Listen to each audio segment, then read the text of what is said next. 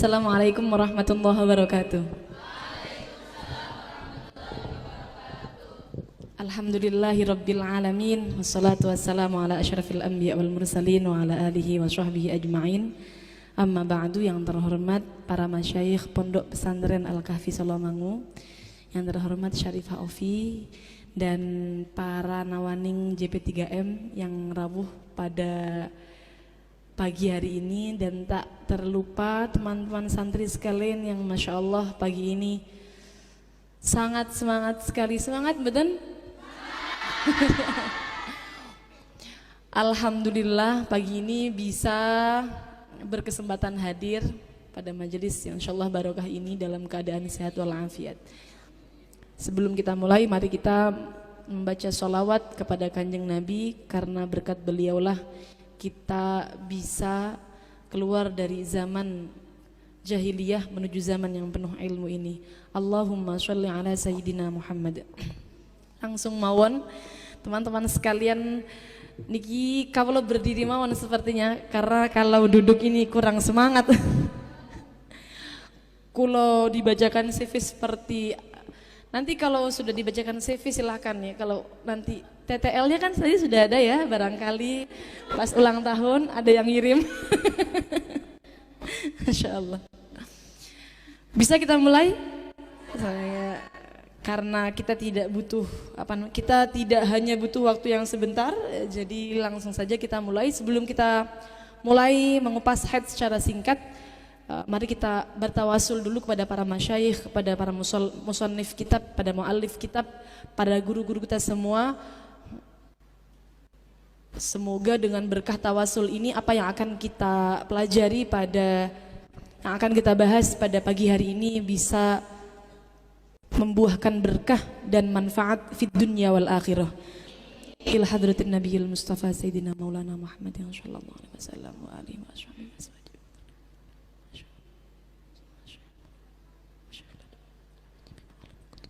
Ta'alamna wa 'allamna wa ila jami'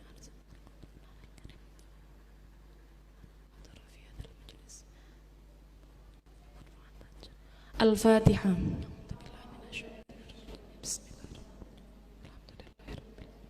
Ar-Rahmanir-Rahim, Maliki Yaumiddin. Iyyaka na'budu wa iyyaka nasta'in. Ihdinas siratal mustaqim.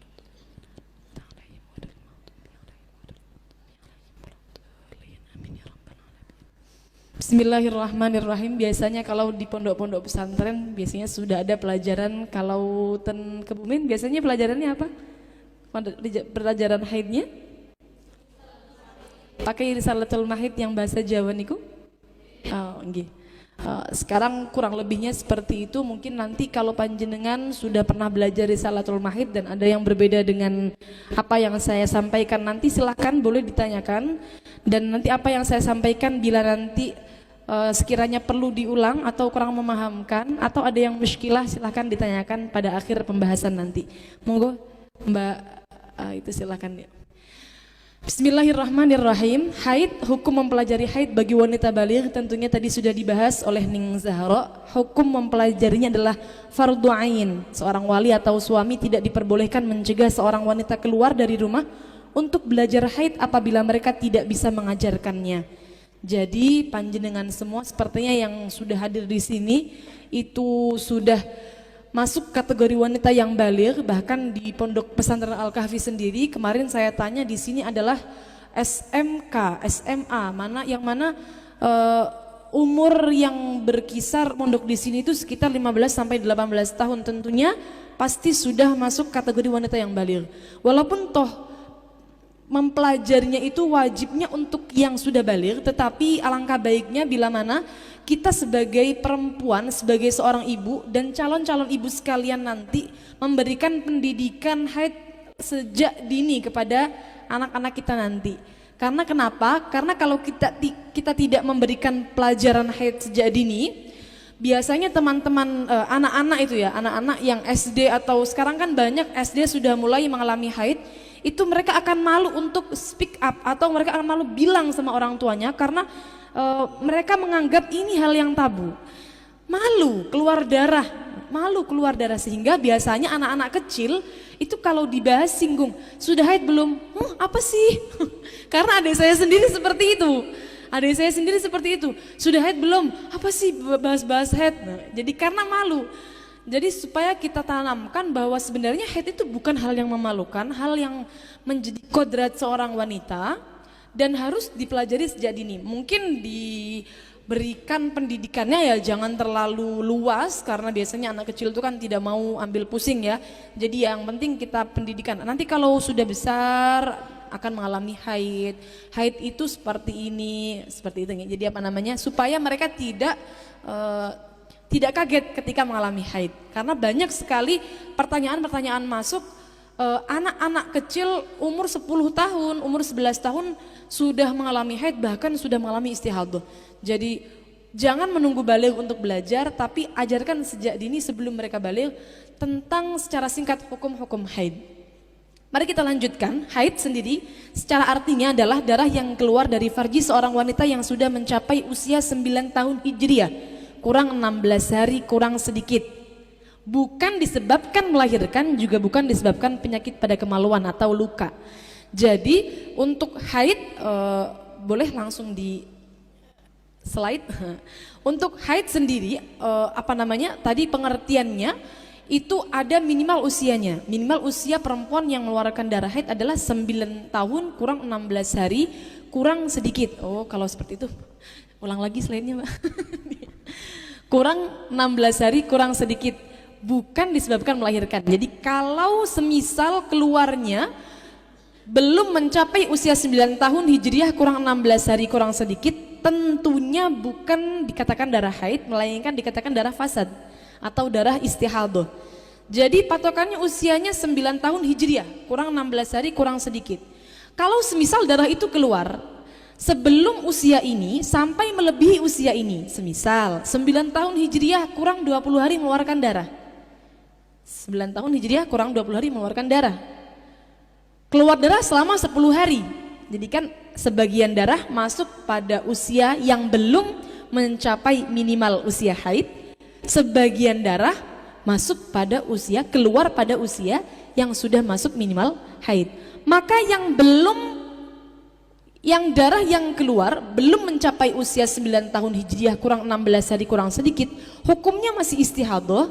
Yang sudah masuk hukumnya haid. Jadi diperinci. Kalau semisal tadi kasusnya 10 hari, maka berarti 9 tahun kurang 20 hari keluar darah 10 hari, maka berarti 4 hari lebih sedikit hukumnya adalah istihadah.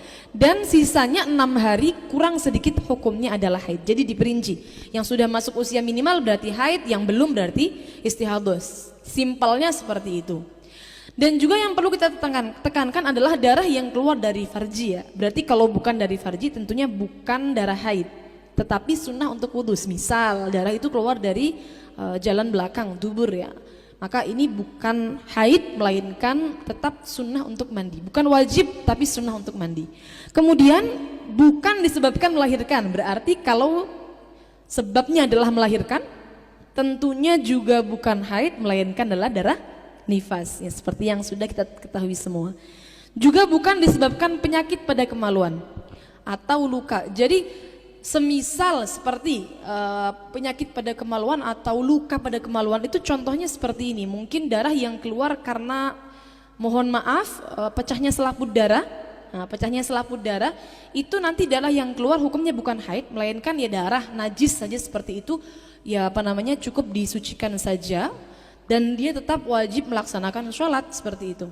Jadi juga bukan istihadah, bukan, tapi darah najis seperti itu. Seperti kalau misal tangan kita kena goresan pisau luka, maka keluar darah. Nah itulah contohnya darah yang keluar sebab penyakit pada kemaluan seorang perempuan. Silahkan di slide. Nah kemudian yang perlu kita bahas yang pertama adalah syarat haid. Syarat haid ada 4. Yang pertama darah keluar dari wanita yang mencapai usia minimal haid. Tadi sudah kita bahas usia minimal Hijriah kurang 16 hari kurang sedikit. Lalu yang kedua darah yang keluar mencapai sehari semalam atau 24 jam.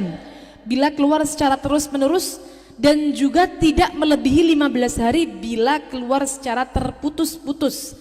Jadi minimalnya adalah sehari semalam atau 24 jam. Nanti kita akan bahas bagaimana cara menghitungnya. Di belakang sudah ada pembahasannya.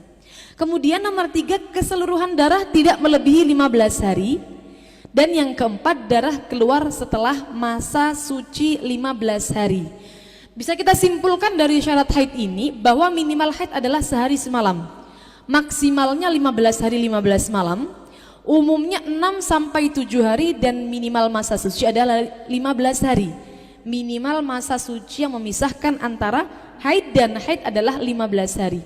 Bila tidak memenuhi syarat salah satu syarat di atas, maka bukan haid hukumnya.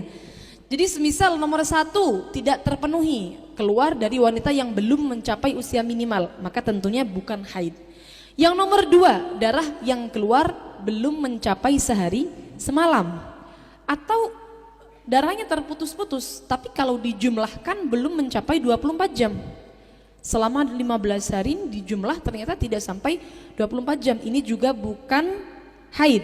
Misal katakanlah setiap hari dia keluar darah selama 1 jam, 1 jam selama 15 hari, maka kalau kita total sehari sejam sampai 15 hari hanya 15 jam.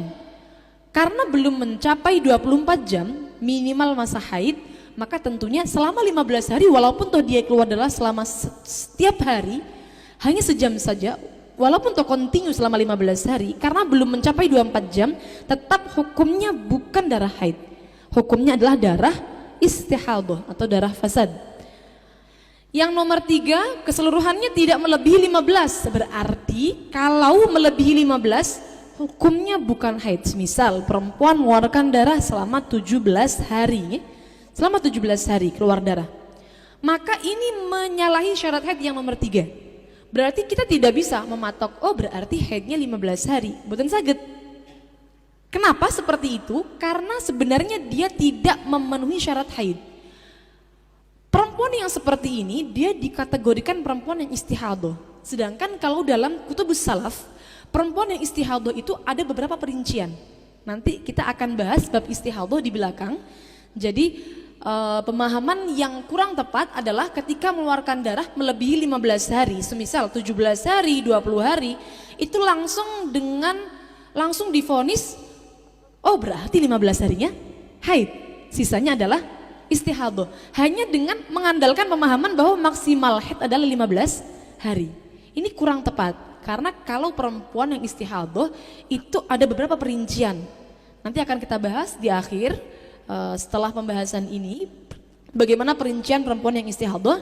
Yang jelas hukum yang sering dipraktekkan oleh teman-teman wanita itu mengambil pemahaman instan dari maksimal haid 15 hari seperti itu, sehingga oh karena maksimalnya 15 berarti kalau melebihi maksimalnya yang melebihi hukumnya adalah istihadah, yang di dalam 15 hukumnya adalah haid, seperti itu. Padahal secara hukum fikihnya tidak seperti itu.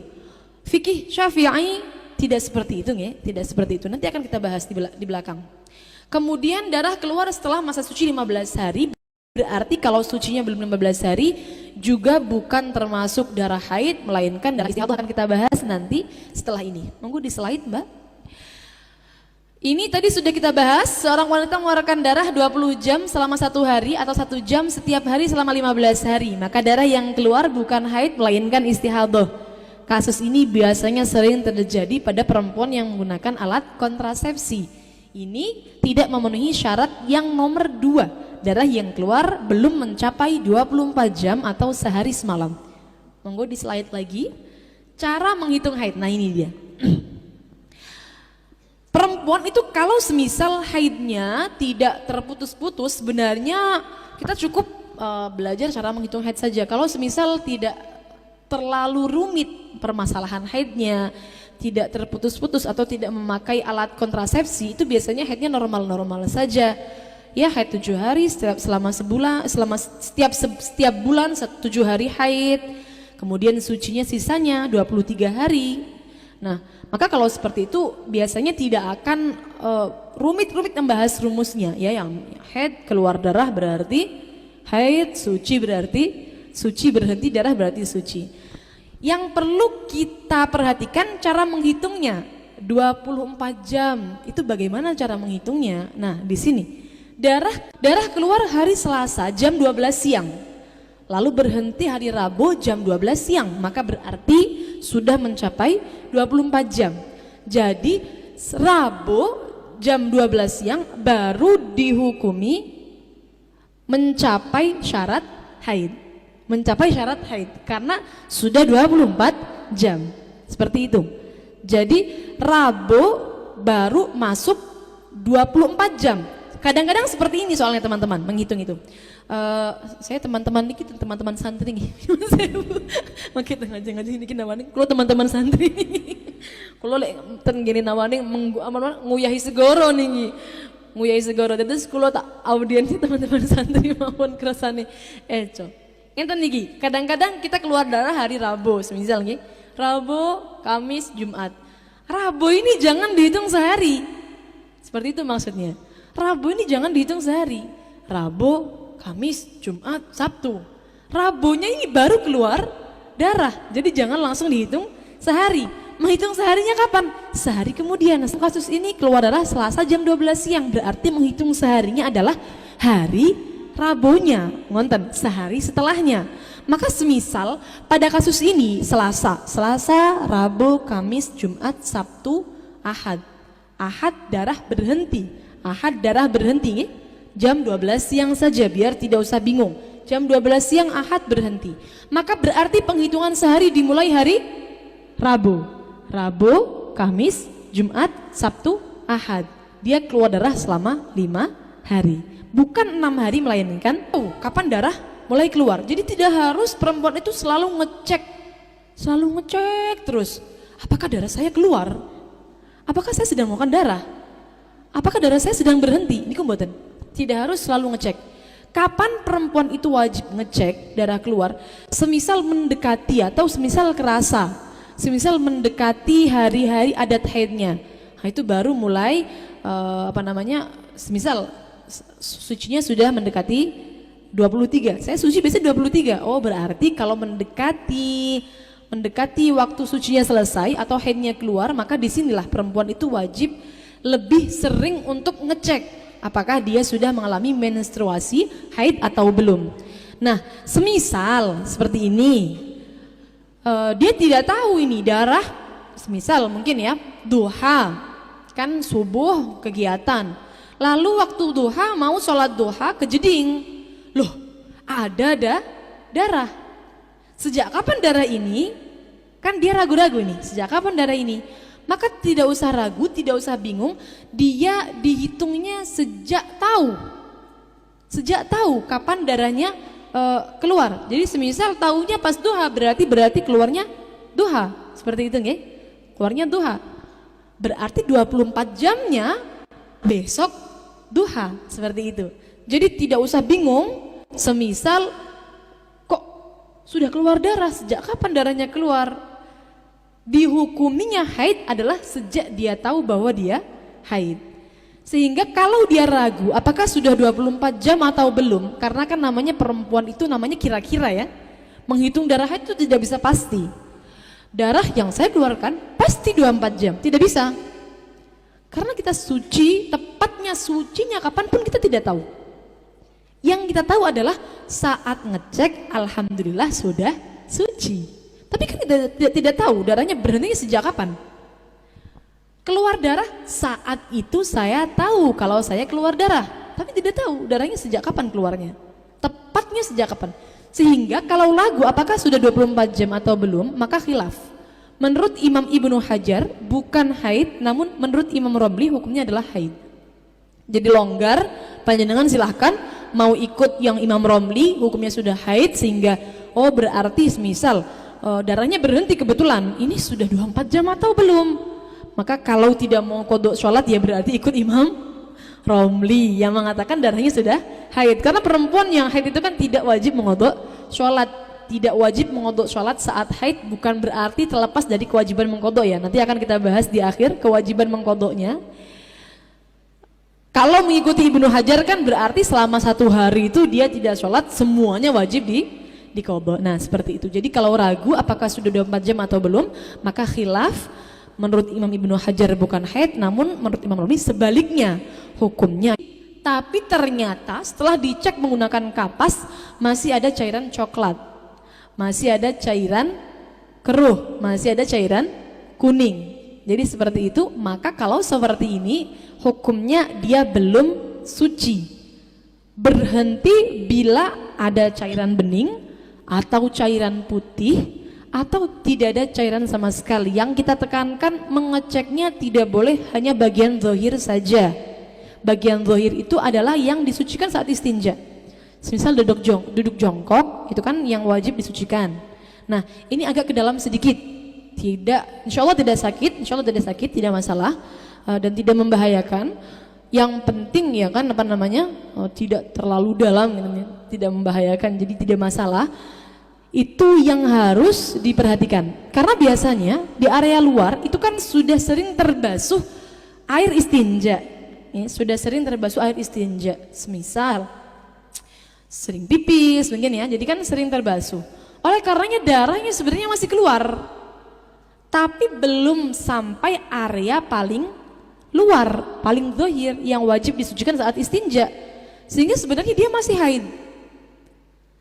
Tapi karena di luarnya itu sering disucikan, jadi darahnya tidak ketahuan ya kalau dia masih dalam keadaan haid, sehingga mengecek apakah dia suci itu agak ke dalam sedikit dari area yang tidak wajib disucikan saat istinja. Kemudian bila masih ada cairan kuning dan keruh, maka hukumnya khilaf seperti yang akan kita bahas pada pembahasan selanjutnya. Nah ini permasalahan setiap wanita pada setiap bulannya biasanya itu ragu-ragu, saya ini sudah suci atau belum. Itu pasti setiap wanita. Kalau cairan itu kuning dan keruh, maka hukumnya khilaf. Sudah seperti itu saja, khilaf. Kita akan bahas setelah ini cairan kuning dan keruh. Yang jelas kalau kita bahas sesuai dengan poin yang pertama, yang sepakat para ulama itu adalah suci ditandai dengan cairan bening. Kita yang haid melihat keadaan darahnya setiap menjelang akhir waktu sholat, menjelang tidur, dan lebih sering saat menjelang kebiasaan sucinya. Tidak harus setiap jam itu ngecek, bukan harus, tapi setiap menjelang akhir waktu sholat. Kenapa kok menjelang akhir waktu sholat? Karena supaya tahu sebenarnya pada saat sholat, waktu sholat ini saya wajib sholat buatan. Karena semisal pada saat akhir waktu sholat dicek suci, berarti kan dia punya tanggungan sholat pada waktu itu, ya? Jadi kenapa kok menjelang akhir waktu sholat? Karena berkaitan dengan kewajiban sholatnya. Lalu menjelang tidur dan lebih sering saat menjelang kebiasaan sucinya. Silahkan di slide. Warna darah haid. Warna darah haid ada 5. Sebenarnya warna darah apa saja ini ya? Ini warna darah secara umum. Itu ada 5, hitam, merah, coklat, kuning, dan keruh. Hitam, merah, coklat, kuning, dan keruh. Hukum darah atau cairan kuning dan keruh adalah khilaf. Menurut pendapat Ashah yaitu haid. Menurut pendapat Ashah yaitu haid. Berarti kalau kita simpulkan, pendapat Muqabilul Ashah adalah tidak haid. Jadi semisal panjenengan di akhir masa suci, di akhir masa haid itu kan biasa mengeluarkan cairan kuning atau keruh. Kadang-kadang malah yang sering itu yang lama itu cairan kuning dan keruhnya ya, biasanya yang lama seperti itu. Maka ya tergantung setiap personalnya mau ikut yang Ashah atau mau ikut yang Muqabil Ashah. Tapi saya sampaikan jadi karena khilaf ada pendapat ulama kontemporer. Ulama kontemporer ini termasuk salah satunya adalah para ulama, para masyayikh Azhar, Universitas Al-Azhar. Beliau itu menyatukan dua pendapat dengan cara seperti ini. Kalau darah haid setelah itu disusul langsung dengan cairan kuning dan keruh, maka berarti hukumnya adalah haid. Kemudian bagaimana cara menentukan sucinya ketika muncul cairan putih atau bening atau tidak ada cairan sama sekali. Setelah suci kok kemudian keluar lagi cairan kuning dan keruh, maka ini dimasukkan keputihan atau bukan haid. Jadi ini agak enak hukumnya, kita tahu yang nanti cairan kuning dan keruh ini kalau nyambung dengan darah haid berarti masih haid. Tapi kalau sudah suci kemudian keluar lagi kuning dan keruh, maka ikut pendapat Muqabil Ashah yang mengatakan ini bukan haid. Karena kan perempuan keputihan hampir setiap hari nih, hampir setiap hari. Kadang keputihan itu kalau capek itu kuning ya, kadang-kadang kalau capek atau kalau mungkin anak-anak santri banyak pikiran jadi keruh. Nah seperti itu. Kalau kita ikut pendapat yang Ashah maka sangat berat sekali kalau kita hukumi haid terus. Kita keputihan setiap hari padahal. Jadi sangat bijak sekali pendapat dari para ulama masyayikh Mesir, ulama kontemporer itu mengatakan kalau masih nyambung dengan haid selama belum keluar cairan bening atau putih atau belum berhenti sama sekali darahnya, maka berarti hukumnya haid. Namun kalau sudah berhenti lalu keluar lagi, nah yang keluar lagi ini baru dihukumi keputihan atau bukan haid. Dalam bab haid, apapun warna darahnya tidak dijadikan acuan hukum selama tidak melebihi 15 hari. Tidak dijadikan acuan hukum. Ini yang paling sering ditanyakan. Saya haid 7 hari warnanya merah, lalu kemudian 3 hari disusul dengan warna coklat, setelah itu berhenti. Yang haid yang mana? Itu banyak pertanyaan seperti itu. 7 hari merah, 3 hari coklat, totalnya berapa semua? 10 hari, belum melebihi maksimal haid. Maka mestinya hukumnya berapa hari haidnya? Berapa hari haidnya? 10 hari sesuai dengan total darah yang keluar. Ini teman-teman, halo masih di sini semua? Sudah mulai bingung belum? Kita belum bahas rumus ini. Kita belum bahas rumus. Apakah saya terlalu cepat maturnya? Nanti kalau ada yang kurang dipaham silakan minta diulangi saja ya. Kita akan ulangi nanti pembahasannya. Jadi kalau belum melebihi 15 hari, apapun warna darahnya adalah haid ya. Baik merah, hitam, coklat. Kalau kuning dan keruh sudah kita bahas tadi khilafnya tentunya. Hitam, merah, coklat. Jadi kalau ada pembahasan belum melebihi 15 hari tidak usah bingung mana yang istihadah. Tidak ada yang istihadah karena belum melebihi 15 hari. Baru kalau sudah melebihi 15 hari kita akan perinci hukumnya, mana yang istihadah, mana yang haid, seperti itu. Tapi kalau tidak melebihi 15 hari maka semuanya hukumnya adalah haid. Yang harus dilakukan saat datangnya darah dalam waktu yang mungkin haid adalah menjauhi segala hal-hal yang haram dilakukan wanita yang haid meski darah yang keluar belum mencapai 24 jam. Boleh di slide? Kayaknya masih ada lanjutannya ini. Apabila darah berhenti sebelum mencapai 24 jam maka dia dianggap suci dan wajib sholat dan puasa, namun tidak perlu mandi karena darah belum dihukumi haid. Apabila darah kembali keluar dalam kurun waktu 15 hari sejak keluarnya darah pertama, maka ia dihukumi haid lagi dan seterusnya. Kalau semisal darah itu terputus-putus keluarnya, maka yang harus dilakukan saat keluarnya darah yang mungkin haid itu berarti dia sudah melewati masa suci 15 hari. Sehingga kalau keluar darah maka darah ini dimungkinkan hukumnya adalah haid. Ketika keluar darah seperti ini berarti yang harus dilakukan adalah tidak boleh melaksanakan apa yang diharamkan dilakukan bagi perempuan yang haid. Nanti akan kita bahas apa saja. Dia harus memposisikan dirinya sebagai wanita yang haid. Ada beberapa keharaman yang tidak boleh dilakukan oleh wanita yang haid, harus ditinggalkan. Semisal sholat, puasa harus dihentikan walaupun toh darahnya belum mencapai 24 jam. Jadi hukumnya dia seperti perempuan yang haid tapi belum tentu haid. Kenapa? Karena darah yang keluar belum mencapai 24 jam. Tapi sudah tidak boleh melakukan apa yang diharamkan dilakukan oleh perempuan yang haid. Jadi tidak perlu nunggu 24 jam ya untuk menghentikan sholat, untuk tidak melakukan sholat, untuk tidak melaksanakan puasa. Selama darah itu keluar di masa-masa haid, maka dia tidak boleh melaksanakan sholat dan puasa dan yang lain-lain yang diharamkan bagi perempuan yang haid. Kemudian bila darah berhenti sebelum mencapai 24 jam, semisal nih, saya buat contohnya langsung saja. Pada tanggal 1 Muharram keluar darah waktu zuhur jam 1 siang.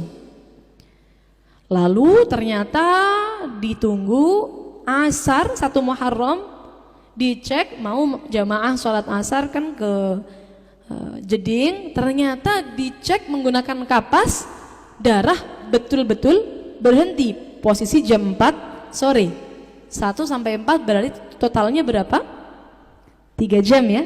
2, 3, 4, 3 jam keluar darah dari jam 1 siang berhenti jam 4 sore. Berarti karena darah yang berhenti ini belum mencapai 24 jam, maka dia dianggap suci. Wajib sholat asar, semisal di bulan Ramadan, maka berarti keesokan harinya dia wajib melaksanakan puasa, namun tidak perlu mandi karena darah yang keluar baru 3 jam, belum memenuhi syarat haid sehingga belum dihukumi haid. Panjenengan pernah dengar seperti ini tidak? Biasanya kalau di pondokan pasti ada pemahaman seperti ini. Waduh, darah saya berhenti padahal belum 24 jam.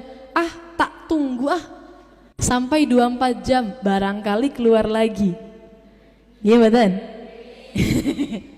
Ini sepertinya pemahaman instan, semuanya seperti ini banyak atau sudah umuman di kalangan para wanita dan baik santri ataupun tidak. Darah kok berhenti sebelum 24 jam, tak tunggu sehari semalam barangkali nanti keluar lagi. Ternyata kalau kita lihat pada karangan-karangan para ulama salafun shalih, itu beliau tidak ada yang pakai konsep seperti itu. Oh berarti kalau berhenti sebelum 24 jam harus menunggu sampai 24 jam baru boten. Kalau berhenti sebelum 24 jam ya langsung wajib sholat, langsung wajib puasa, seperti itu. Walaupun toh darahnya itu dikhawatirkan akan keluar lagi, seperti itu nih. Jadi ini mungkin pemahaman yang harus kita rubah untuk teman-teman sekalian, bahwa darah yang berhenti belum mencapai 24 jam tidak perlu ditunggu sampai 24 jam. Wajib sholat, wajib puasa bila mana pada bulan Ramadan, dan tidak perlu mandi. Ini dia, tidak perlu mandi. Karena banyak juga pertanyaan yang masuk pada saya pribadi, itu kalau semisal keluar darah cuma 5 jam, apakah wajib mandi? Tidak perlu mandi. Tidak perlu mandi wajib karena darahnya belum mencapai syarat-syarat haid atau belum mencapai 24 jam. Nah kemudian kalau semisal tadi kan kita 1 Muharram berhenti jam 4 sore. Ternyata keesokannya tanggal 2 Muharram darah keluar lagi. Tanggal 2 Muharram kebetulan mau sholat subuh.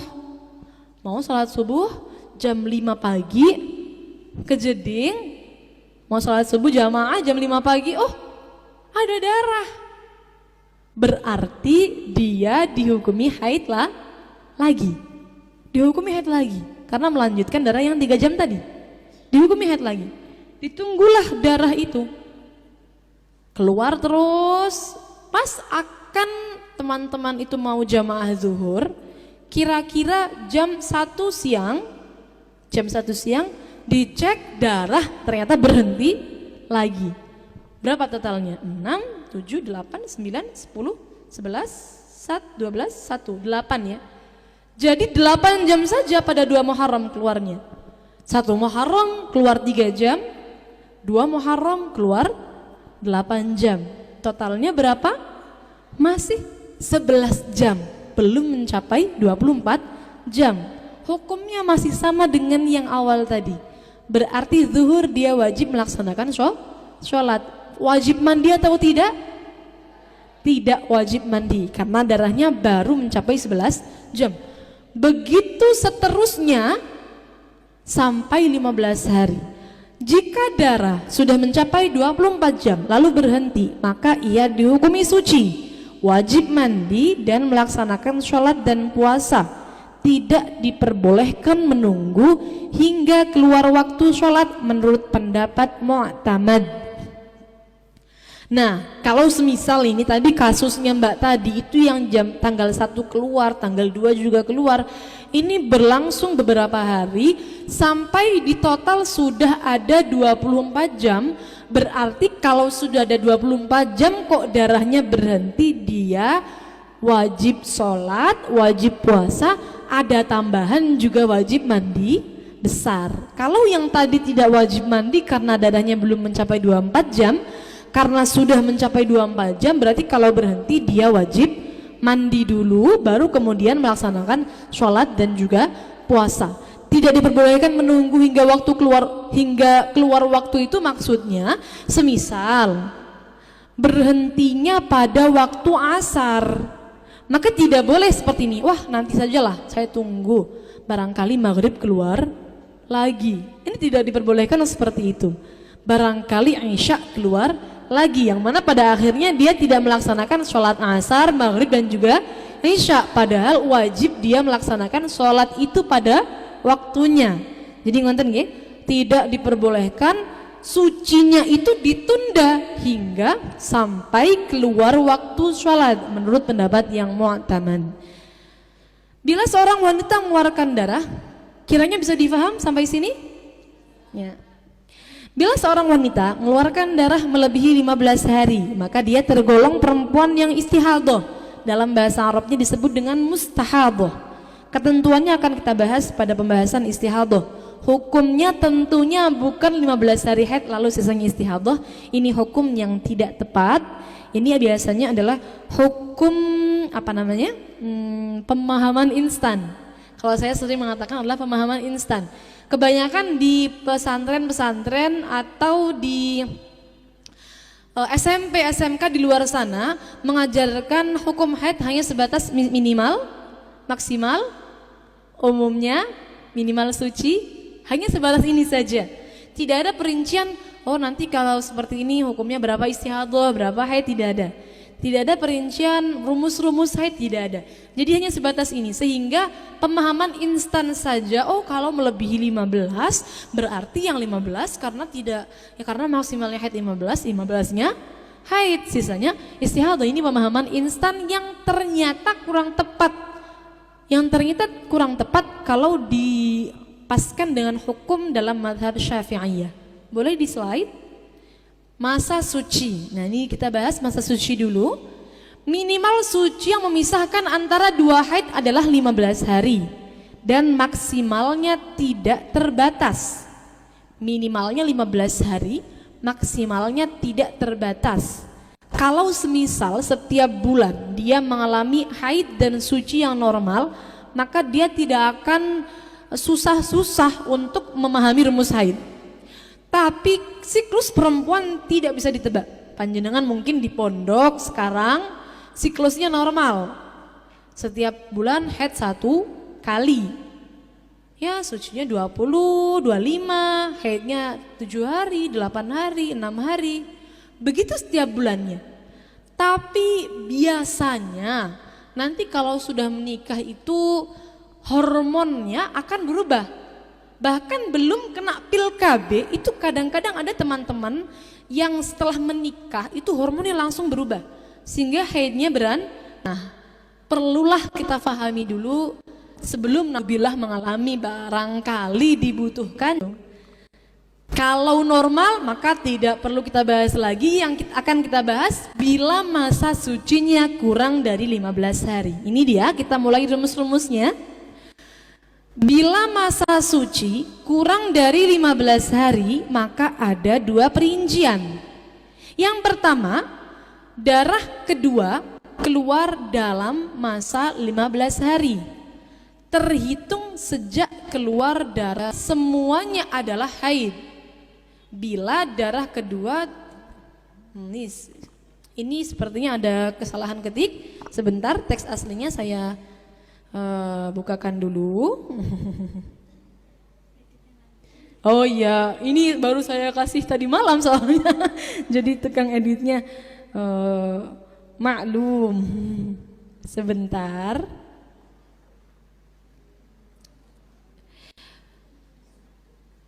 Darah kedua keluar dalam masa 15 hari terhitung sejak keluarnya darah pertama. Maka hukumnya diperinci. Nah, itu dia. Darah kedua keluar dalam masa 15 hari terhitung sejak keluarnya darah pertama. Maka hukumnya diperinci, bukan haidnya. Maka hukumnya diperinci. Yang pertama perinciannya, bila darah kedua tidak melebihi 15 hari, maka keseluruhan darah pertama masa berhenti dan juga darah kedua dihukumi haid. Contoh, keluar darah selama 5 hari, berhenti selama 3 hari, keluar darah selama 5 hari. Keseluruhannya selama 13 hari dihukumi haid. Darah pertama masa berhenti, darah kedua semua di total tidak melebihi 15 hari. Maka rumus paling mudah ini adalah semuanya hukumnya adalah haid. Darah pertama masa berhenti, darah kedua semuanya haid. Dalam kasus ini contohnya tadi 5 ditambah dengan 3 ditambah dengan 5. Totalnya adalah 13 hari. Maka darah pertama 5 hari hukumnya haid, masa berhentinya 3 hari hukumnya juga haid, darah kedua selama 5 hari hukumnya juga haid. Jadi total haidnya selama 13 hari. Sebelum kita lanjut pada perincian yang kedua, saya perlu menyampaikan ini karena ini mungkin akan dibutuhkan oleh teman-teman sekalian. Sebenarnya dalam menghukumi masa berhenti, yang berhenti 3 hari itu ya, dalam menghukumi masa berhentinya darah, yang mana darah ini keluar terputus-putus dan tidak melebihi 15 hari, ini para ulama khilaf sebenarnya. Dalam materi ini kita memakai qaul yang kuat, yaitu qaul as-sahbi. Disebutnya dengan qaul as-sahbi, qaul yang kuat. Ada qaul yang kedua disebut dengan qaul talfik, namanya qaul talfik. Qaul talfik ini menghukumi berhenti 3 hari itu suci. Maksudnya bagaimana? Ibadah-ibadah yang dilakukan di dalamnya hukumnya adalah sah. Semisal kalau kita rincikan kan seperti ini, dia haid selama 13 hari. Kalau menurut qaul as-sahbi, qaul yang kuat, maka berarti buntutannya atau setelahnya itu akan punya qada puasa. Semisal ini kasus terjadi pada bulan puasa. Kalau mengikuti qaul yang kuat berarti qada puasanya berapa hari? Qada puasanya 13 hari sejumlah dengan hari haidnya. Perempuan yang haid wajib mengqada puasa. Berhubung haidnya itu 13 hari, maka berarti keseluruhan darah selama 13 hari wajib untuk diqada. Walaupun toh pada masa berhenti 3 hari dia melaksanakan puasa. Sudah puasa itu 3 harinya, ternyata haid hukumnya, maka walaupun toh sudah puasa tetap wajib diqada 3 harinya. Jadi total qadanya 13 hari. Tetapi kalau kita mengikuti qaul talfik, qaul yang di bawahnya qaul as-sahbi, maka 3 hari dia puasa hukumnya adalah sah, tidak perlu diqada. Kalau semisal kasusnya hanya seperti ini, ngodok 3 hari kan tidak berat ya.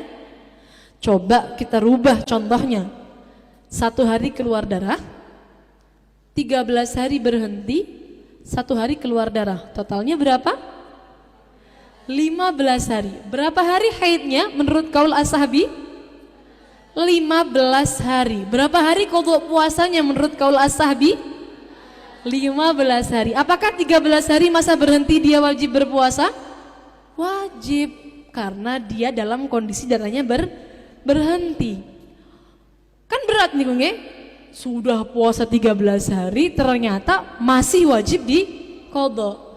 Ya kalau seumpama kuat maka bagus ikut kaul as-sahbi. Tapi semisal keberatan barangkali fisiknya itu sakit-sakitan semisal, maka bolehlah ikut kaul talfik. Jadi wajib qadhanya hanya berapa hari? 2 hari masa keluarnya darah. Masa berhentinya darah di mana ini tidak melebihi masa maksimal haid, maka dihukumi suci, berarti ibadah, sholat dan puasanya hukumnya adalah sah. Sangat difaham pembahasan ini?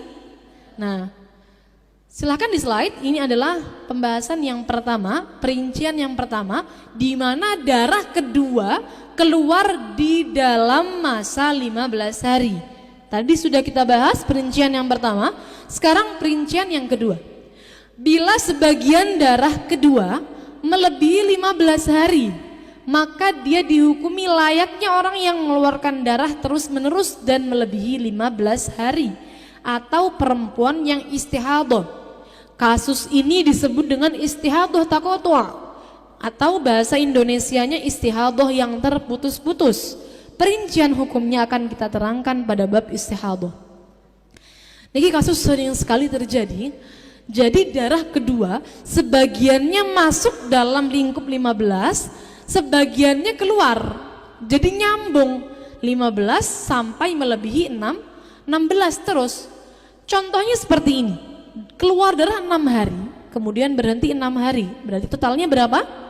12 hari. Di hari yang ke-13 ternyata darah keluar lagi. Lanjut terus sampai berhenti di hari ke-18. Jadi keluar lagi 6 hari. Jadi 13, 14, 15, 16, 17, 18 baru berhenti. Maka kasus ini sama seperti perempuan tersebut keluar darah terus menerus selama 18 hari. Maksudnya apa? Maksudnya tidak memenuhi syarat haid, sehingga tidak bisa kita hukumi secara instan. Oh berarti 15 harinya haid, sisanya istihadah, tidak bisa. Kasus ini harus kita kembalikan pada bab istihadah, nanti akan kita terangkan hukumnya setelah ini. Jadi panjenengan seumpama untuk niteni ya, pas genap 15 itu ada darah atau tidak? Pas genap 15. Kalau semisal ada darah sampai melebihi 16, berarti kasusnya masuk pada bab istihadah. Tapi kalau tidak ada, berhenti sebelum melebihi 15, berarti semuanya adalah haid. Sangat difaham?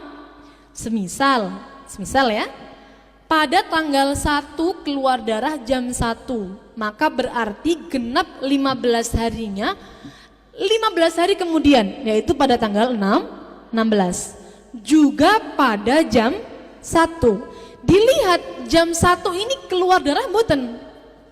Kalau keluar darah sampai jam 2, semisal sampai jam 2 atau jam 3 atau katakanlah setengah 2, hanya melebihi setengah jam saja, maka langsung divonis dia mustahadah, dia perempuan yang istihadah. Kita nanti rincikan hukumnya di belakang. Tapi semisal darahnya berhenti jam 11, oh berarti haidnya semua darahnya dari tanggal 1 sampai tanggal 16, karena dia tidak sampai istihadah. Sangat difaham kasusnya?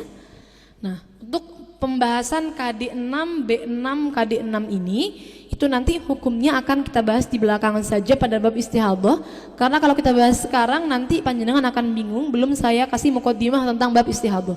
Silahkan di slide Mbak. Nah, dua pembahasan tadi itu kalau memang darah yang kedua keluar di dalam rangkaian 15 hari. Rumus pertama semuanya di dalam 15 hari. Rumus kedua sebagiannya di dalam, sebagiannya di luar. Sekarang untuk perincian yang selanjutnya, darah kedua keluar di luar masa 15 hari terhitung sejak keluarnya darah pertama. Maka masa suci digenapkan menjadi 15 hari, maka masa sucinya digenapkan menjadi 15 hari.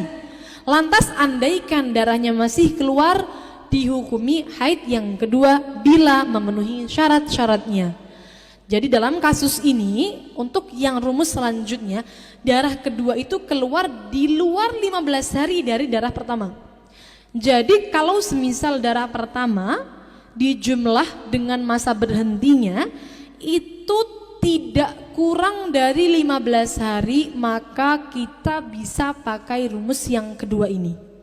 Rumus yang ini namanya adalah rumus penyempurna suci. Rumus penyempurna suci. Contohlah, kita langsung masuk contoh. Darah keluar selama 10 hari, berhenti 7 hari. Coba kita hitung dulu, 10 ditambah 7 sama dengan 17. Berarti darah yang kedua 8 hari keluar di luar rangkaian 15 hari. Maka bisa kita pakai rumus penyempurna suci. 8 hari, darah pertama tentunya hukumnya adalah haid.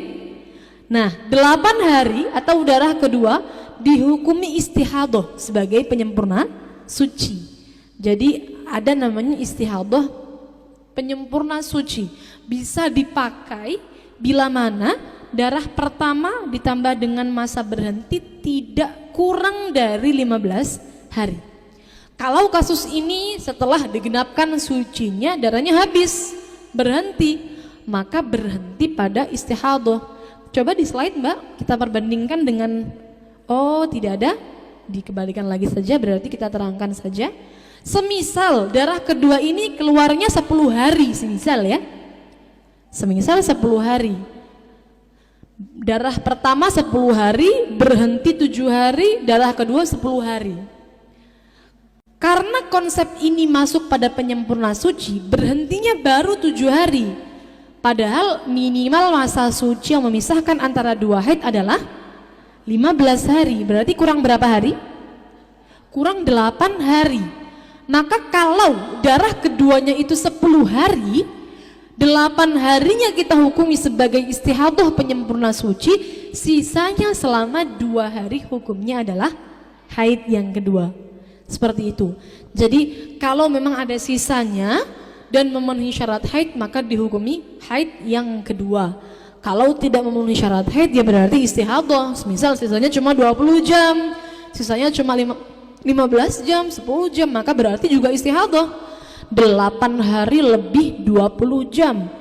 Sudah digenapkan sucinya, sudah 15, nyangkanya dia adalah sudah mulai haid, ternyata darah yang lebihannya berhenti pada 20 jam. Coba kita bahas. Tadi kita bahas sudah 10, 7, 10 ya. Kita bahas yang tidak memenuhi syarat haid dulu. Masih di slide sebelumnya. Darah 10 berhenti 7, darah yang kedua kita rubah menjadi 8 hari 20 jam. 8 hari 20 jam. Sudah kita genapkan, tadi kan sama rumusnya, berhentinya baru 7 hari, berarti sucinya kurang 8 hari. Maka 8 hari kita hukumi istihadah untuk penyempurna suci.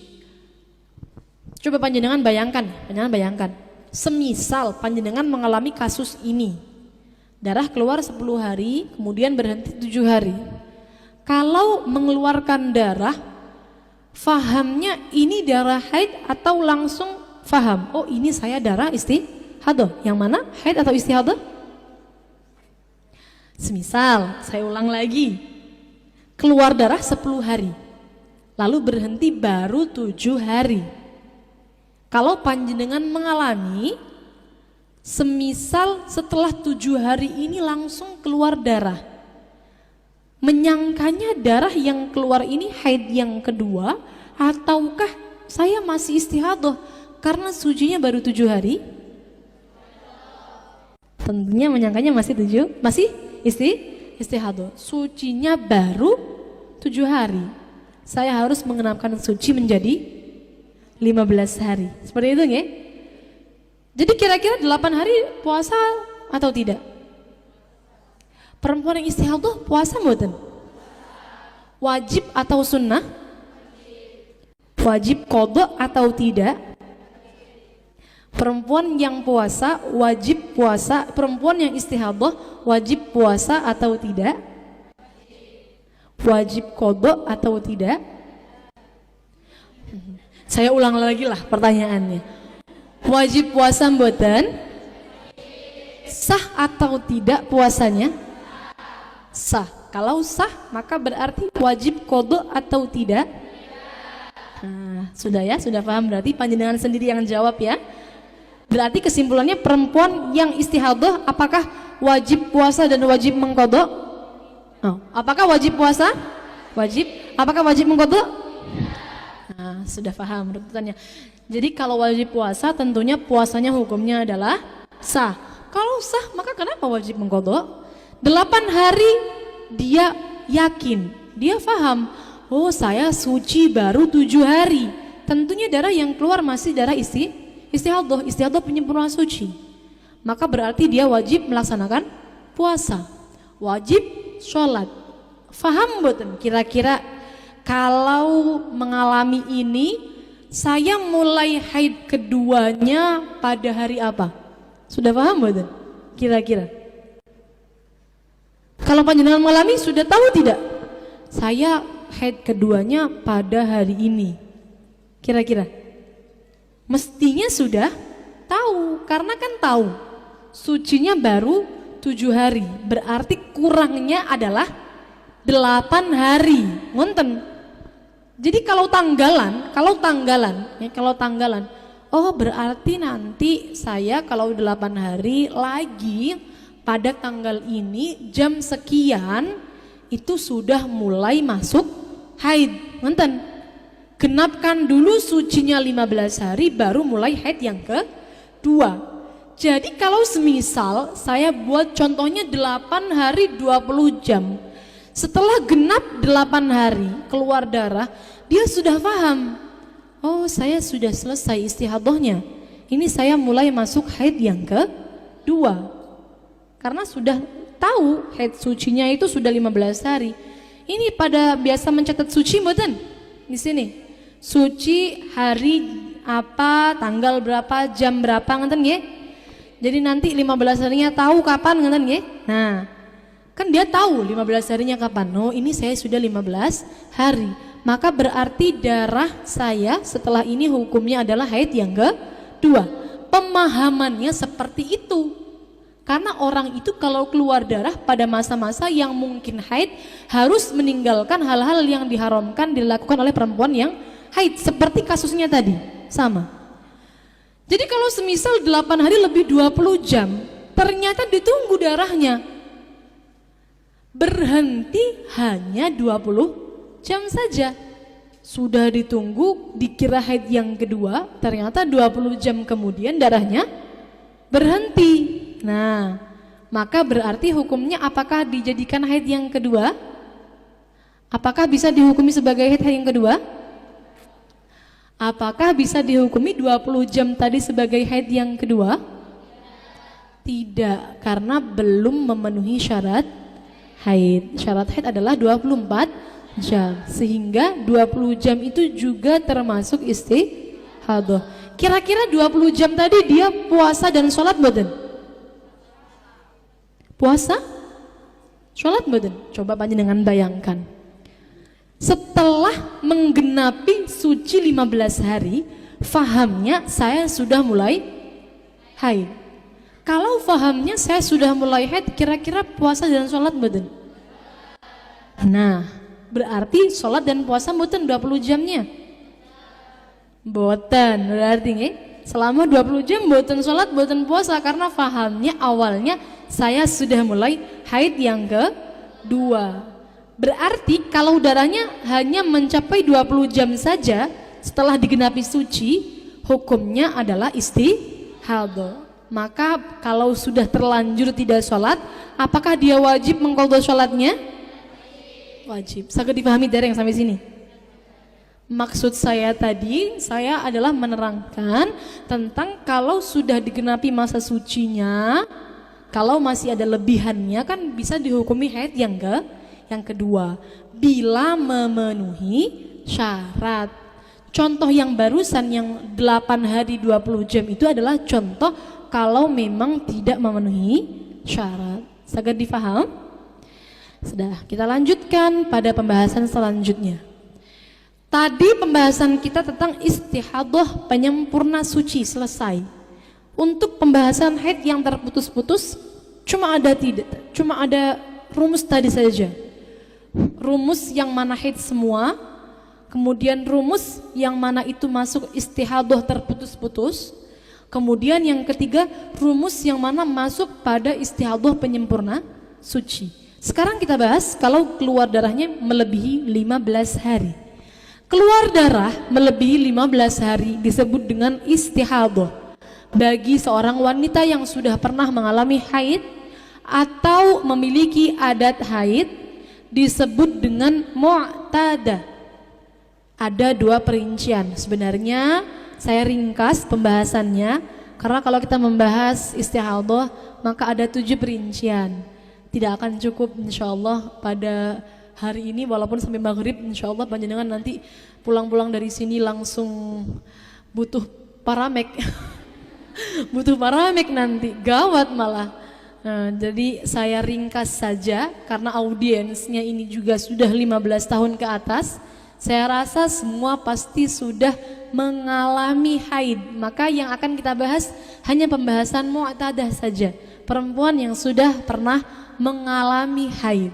Ada 2 perincian untuk perempuan yang seperti ini. Bisa membedakan warna darah disebut dengan mumayyizah. Nomor 2, tidak bisa membedakan warna darah atau tidak memenuhi syarat mumayyizah disebut dengan ghairu mumayyizah. Dari 2 perincian di atas yang paling sering dialami oleh wanita adalah yang kedua, yaitu yang ghairu mumayyizah. Ini juga saya ringkas, sebetulnya kita bisa bahas juga yang mumayyizah, cuma pembahasannya agak rumit dan beberapa rumusnya itu perlu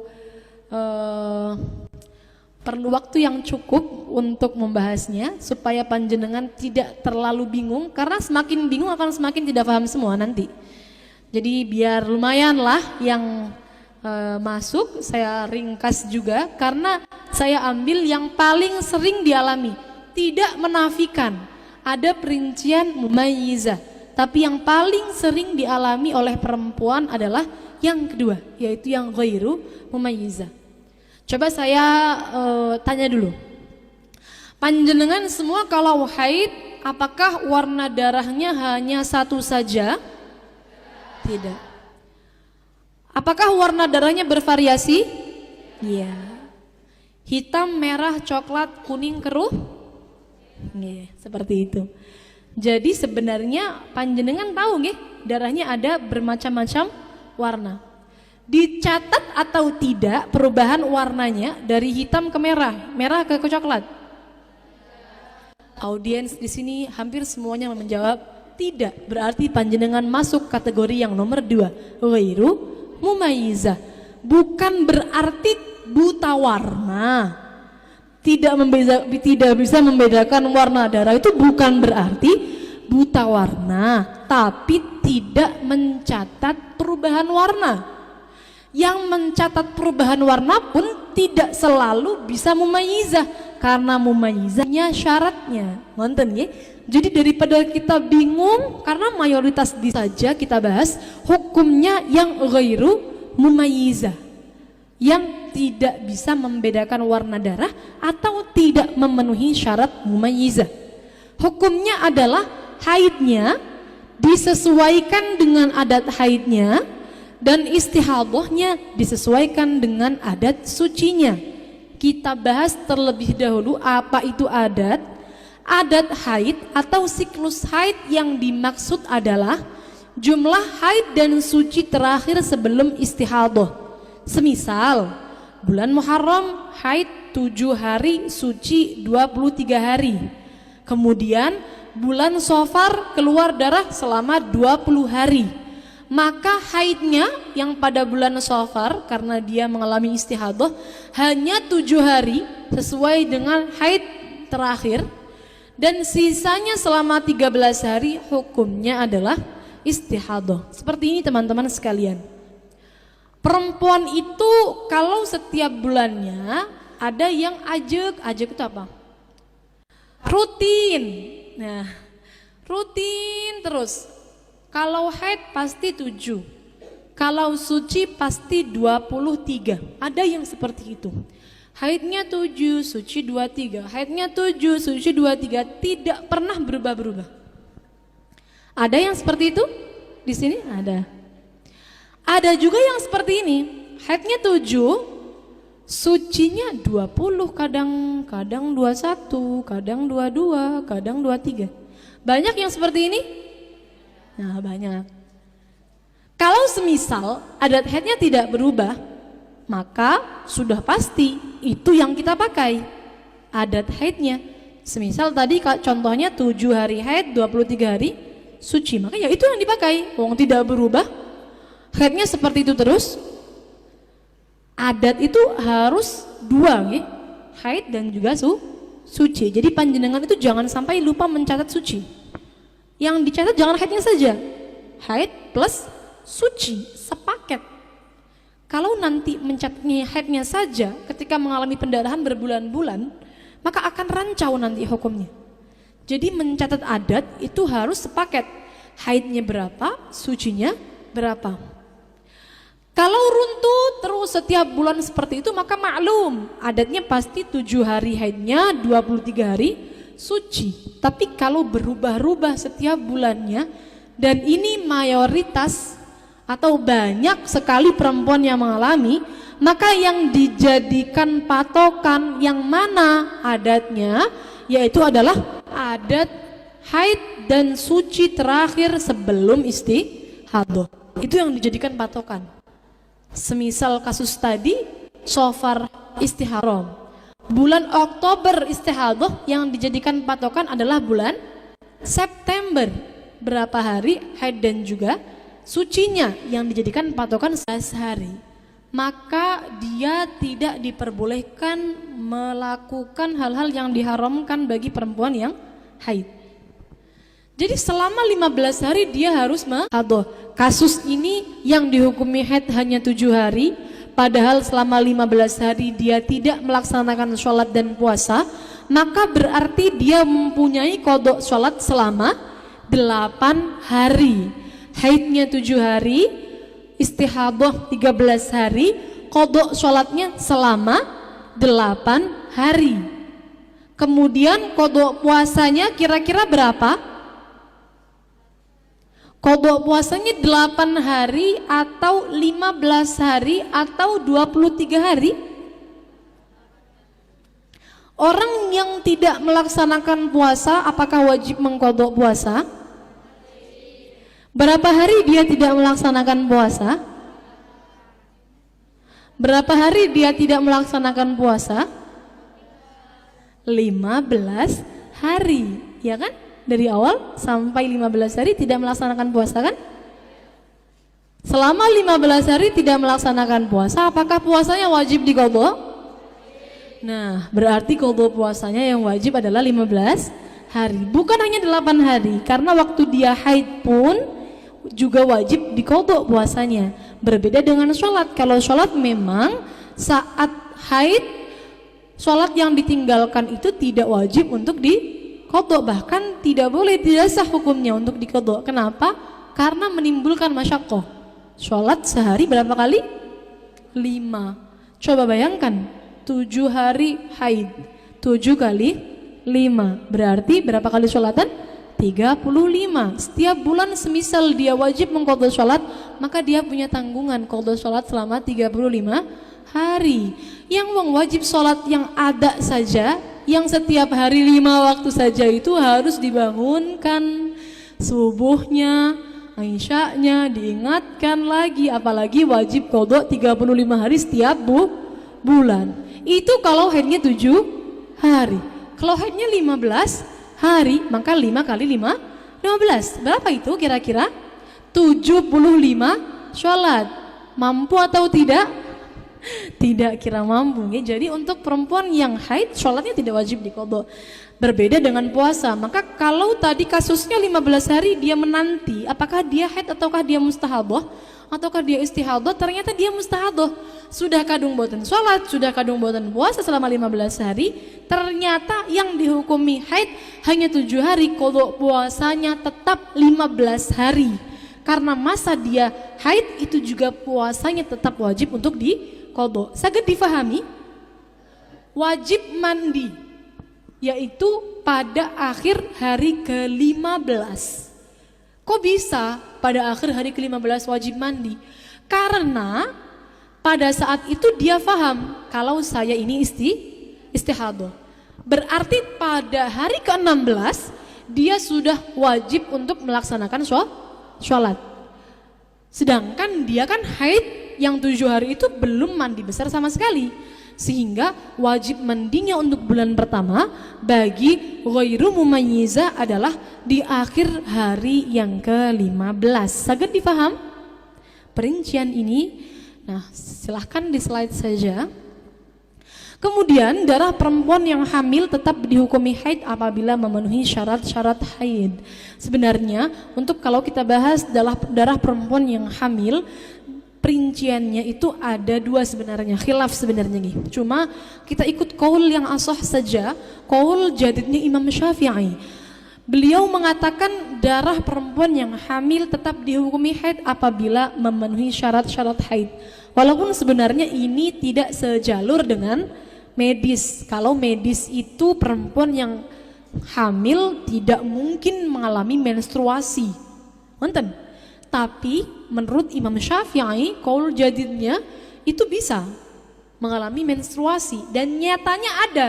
Walaupun jarang saya kemarin podcast itu juga menjelaskan tentang ini bahwa saya mengalami sendiri, bukan mengalami, saya menangi itu ya bahasa. Saya menyaksikan sajalah ya. Saya menyaksikan sendiri, begitu ya anak ya. Saya menyaksikan sendiri saudara saya itu 2 kali hamil, anak yang ke-5 dan ke-6 atau ke-6 dan ke-7 ya. Itu tahu kalau hamil sudah usia kandungan 6 bulan, 7 bulan. Setiap bulannya menstruasi. Bahkan yang nyuruh periksa itu saudaranya. Sampean kok gendut? Coba, kan beliau itu kecil badannya, langsing gitu ya. Jadi semisal hamil itu nggak kelihatan kalau hamil. Ini berhubung sudah 6 bulan kan kalau ada perubahan langsung kelihatan kan ya, karena 6 bulan biasanya sudah ada perubahan badannya itu. Sampean kok gendut? Coba sampean periksa ke dokter. Barangkali hamil, barangkali isi. Langsung nggak pakai tes-spekan ke dokter, langsung sama dokter divonis, loh Bu, ini sudah besar kandungannya. Kapan terakhir haid? Bulan kemarin haid. Jadi semisal kalau dokter itu menghitung usia janin dari hari pertama haid terakhir, kan seperti itu kalau dokter nggih. Ini tidak bisa dihitung berapa usia janinnya. Akhirnya hanya dengan perkiraan USG itu kira-kira sudah 6 bulan. Ini senyawa dengan ucapan Imam Syafi'i yang mengatakan perempuan yang hamil itu bisa mengalami haid. Tidak sesuai dengan kedokteran, tapi nyatanya ada dan terbukti bisa mengalami haid. Jadi semisal mengalami flek saat hamil, maka kalau di total fleknya itu ada 24 jam, setiap dicek pasti ada coklat, maka berarti dikategorikan darah yang terus menerus walaupun toh tidak bancar. Jadi hanya flek, kalau flek itu seperti keputihan ngeten nggih, cuma warnanya coklat biasanya. Tapi setiap dicek dengan kapas pasti ada warnanya, warna coklat. Setiap dicek pasti ada warnanya. Dan begitu terus menerus sampai 24 jam, maka berarti bisa dihukumi sebagai darah yang darah haid karena memenuhi syarat haid. Contoh seperti tadi ya, ini contoh yang itu kan sebelum kita terangkan ini. Hal ini jikalau keluar sebelum masa kontraksi akan melahirkan. Karena darah saat kontraksi dan melahirkan hanya bisa dihukumi haid bila bersambung dengan haid sebelumnya. Kita contohkan di sini, wanita hamil mengeluarkan darah selama 3 hari. Kok bisa 3 hari keluar darah ya? Tadi ya, sudah bahas tadi. Imam Syafi'i itu qaul jadidnya malah mengatakan perempuan yang hamil bisa haid. Jadi katakanlah ini dia flek pendarahan sebelum melahirkan. Dia mengalami pendarahan selama 3 hari. Lalu disusul dengan kontraksi akan melahirkan. Lalu melahirkan. Maka darah saat kontraksi dan melahirkan dihukumi haid. Dihukumi haid. Jadi semisal ya 3 hari flek. Kita bikinlah tanggal 1 saja lah biar gampang. Tanggal 1, 2, 3 flek. Flek baik bancar atau tidak bancar, yang jelas darah keluar terus menerus. Dicek pasti ada darahnya.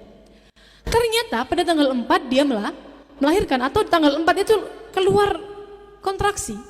Selama tanggal 1, 2, 3 tidak ada kontraksi. Masih ya biasa saja seperti orang hamil pada umumnya, belum ada kontraksi. Nah, tanggal 4 baru muncul yang namanya kontraksi. Nah, berarti darah saat kontraksi ini juga ikut hukumnya haid sampai dia melahirkan, juga dihukumi haid seperti itu. Dan bila tidak bersambung maka dihukumi istihadah, artinya dia tetap wajib melaksanakan sholat bila mampu.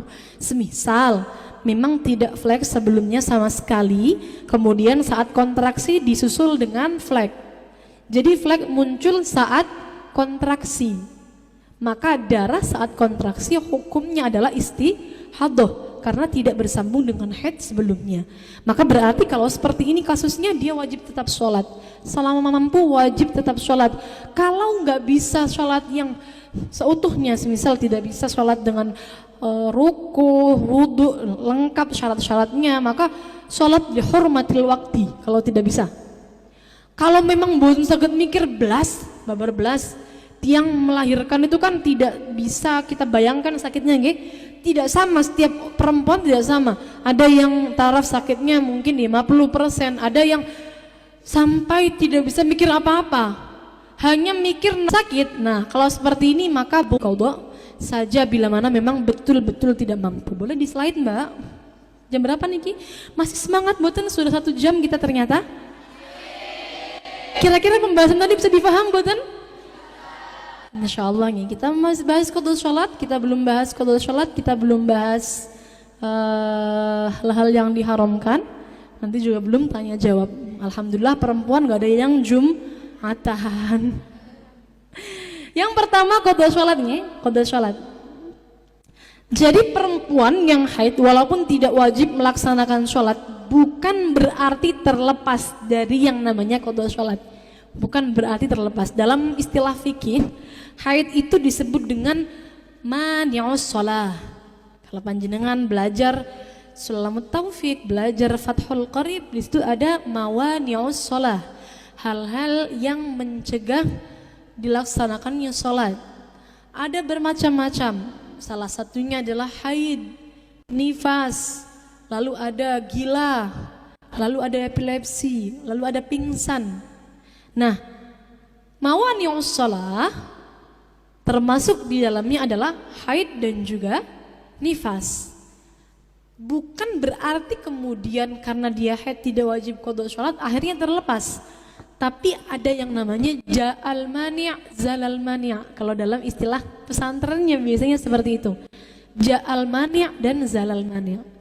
Saat datangnya haid berarti ja'al mani'. Kalau haidnya datang dalam waktu sholat dan telah melewati jarak waktu yang cukup digunakan untuk sholat tersebut sementara ia belum melaksanakannya, contoh masuk waktu zuhur jam 12 WIB, kemudian pada pukul 12 lebih 10 menit dia haid sedangkan dia belum melaksanakan sholat zuhur, maka dia wajib mengqadha sholat zuhur. Ketentuannya untuk ja'al mani' adalah ketika haidnya datang dalam waktu sholat dan sudah melewati waktu yang cukup digunakan untuk sholat seringan mungkin. Maksudnya bagaimana seringan mungkin? ya hanya fardu-fardunya saja. Coba panjenengan bayangkan, kira-kira orang itu kalau sholatnya cuma fardunya saja butuh berapa menit? Sholat zuhur lah, 4 rakaat, hanya baca Fatihah, yang penting tumakninah. Kira-kira 4 rakaat ini apakah butuh 5 menit? Tidak sampai 5 menit ya, 2 menit. Culat-culit nih loh. Adik saya itu sholat 2 menit kayaknya ya, 3 menit ya, mungkin 2 menit, 3 menit ya, 2 menit, 3 menit insya Allah, 3 menit lah, kita bikin ganjil saja, 3 menit lah, mungkin sekitar 3 menit, tidak sampai 5 menit. Orang sholat cuma Fatihah toh, kemudian yang penting tumakninah, itu kan paling 3 menit ya, 3 menit 4 rakaat. Jadi kalau sudah lewat 3 menit waktu zuhur, kok dia belum sholat, ternyata keduluan datang haid, maka sholat zuhurnya wajib untuk diqadha. Nah seperti itu. Hal ini berlaku untuk selain daimul hadas. Untuk daimul hadas, kewajiban mengqadhanya adalah ketika datang haid dalam waktu sholat dan telah melewati jarak waktu yang cukup digunakan untuk sholat dan bersuci, sementara ia belum melaksanakannya. Dalam konsep daimul hadas, wudunya itu harus sudah masuk waktu sholat, sehingga kalau untuk daimul hadas, kewajiban mengqadha sholatnya itu kalau sudah melewati waktu yang cukup digunakan bersuci plus sholat. Kira-kira berapa menit ini bersuci plus sholat? Kalau untuk perempuan nggak usah ngitung antrinya, tapi nggih, coba kira-kira berapa? Istinja, wudu, apakah cukup 5 menit? Kurang? Bagaimana itu istinjanya? Kurang 5 menit? Kurang 5 menit? Panjenengan apa saja yang dibasuh itu? Sepertinya cukup 5 menit. Saya istinja 5 menit. Panjenengan apa saja yang dilakukan itu di dalam jeding? Istinja normal. Oh, ini istihadah ya, nyumpel-nyumpel dan lain-lain ya, kita andaikan lah wes, kita andaikan sak sholatnya, sak rukuhannya semua 15 menit beres, ngerti ya? Bisa kayaknya 15 menit beres. Jadi semisal 15 menit untuk daimul hadas, sudah lewat waktu zuhur 15 menit kok belum sholat, namun ternyata keduluan waktu haidnya, maka berarti dia wajib mengqadha sholat zuhur. Untuk ja'al mani', maka yang wajib diqadha adalah sholat saat itu saja. Tidak perlu mengqadha sholat sebelumnya, tidak perlu mengqadha sholat setelahnya, tidak perlu. Hanya sholat saat waktu itu saja. Jadi semisal di sini qadha zuhur, ya zuhur saja, tidak perlu mengqadha sholat asar. Monggo silakan di slide. Nah, untuk zalal mani' yang kedua, saat berhentinya haid. Saat berhentinya haid dalam waktu sholat dan masih tersisa waktu yang cukup digunakan untuk takbir, sisa waktu yang cukup digunakan bersuci dan sholat, ditunda. Kalau tadi ja'al mani' waktunya itu adalah yang waktu yang cukup digunakan untuk sholat seringan mungkin, kalau untuk zalal mani' lebih pendek lagi waktunya. Semisal maghrib itu jam 6 tepat, ini dia dijeding untuk ngecek itu jam 5 lebih 59 menit lebih 30 detik. Saya suci, masih tersisa waktu 30 detik. Kira-kira cukup boten untuk mengucapkan Allahu Akbar? Sangat cukup sekali. Jadi walaupun hanya tersisa waktu 30 detik saja, karena cukup untuk mengucapkan takbir, maka berarti dia wajib qadha sholat asar. Sangat dipaham? Untuk yang zalal mani', qadha sholatnya itu kalau memang tersisa waktu yang cukup digunakan untuk takbir tok. Berapa detik takbir? Allahu Akbar. 2 detik? Sangat dia kayaknya tiba-tiba sudah suci. Loh, kenapa nggak dang-dang mandi? Sudah mepet padahal waktunya untuk digunakan sholat. ditunda-tunda mandinya sampai keluar daripada waktu sholat. Jadi tidak diperbolehkan seperti itu. Kalau memang bisa dilakukan pada waktunya, maka harus dilakukan pada waktunya. Silakan di slide. Hal-hal yang tidak diperbolehkan bagi wanita haid dan nifas, saya sampaikan secara ringkas di sini, hanya secara garis besarnya saja. Nanti mungkin panjenengan kalau ingin bertanya secara lengkapnya boleh di season tanya jawab. Yang pertama, sholat baik wajib maupun sunnah haram dilakukan bagi perempuan yang haid, namun tidak wajib untuk diqodho. Kemudian kedua, sujud syukur atau sujud tilawah. Sujud syukur atau sujud tilawah itu syarat-syaratnya sama seperti sholat. Jadi panjenengan itu kalau semisal tahu nih ya, di TV itu biasa ada lomba, semisal Dangdut Academy, pengumuman pemenang 1, 2, 3. Pemenang pertama adalah semisal namanya Evi, misal ya, semisal langsung sujud syukur. Seharusnya tidak boleh. Posisi Mbak Evi ini tidak punya wudhu, tidak menghadap kiblat, kemudian tidak menutup aurat, masih pakai riasan yang seperti itulah. Dangdut Academy.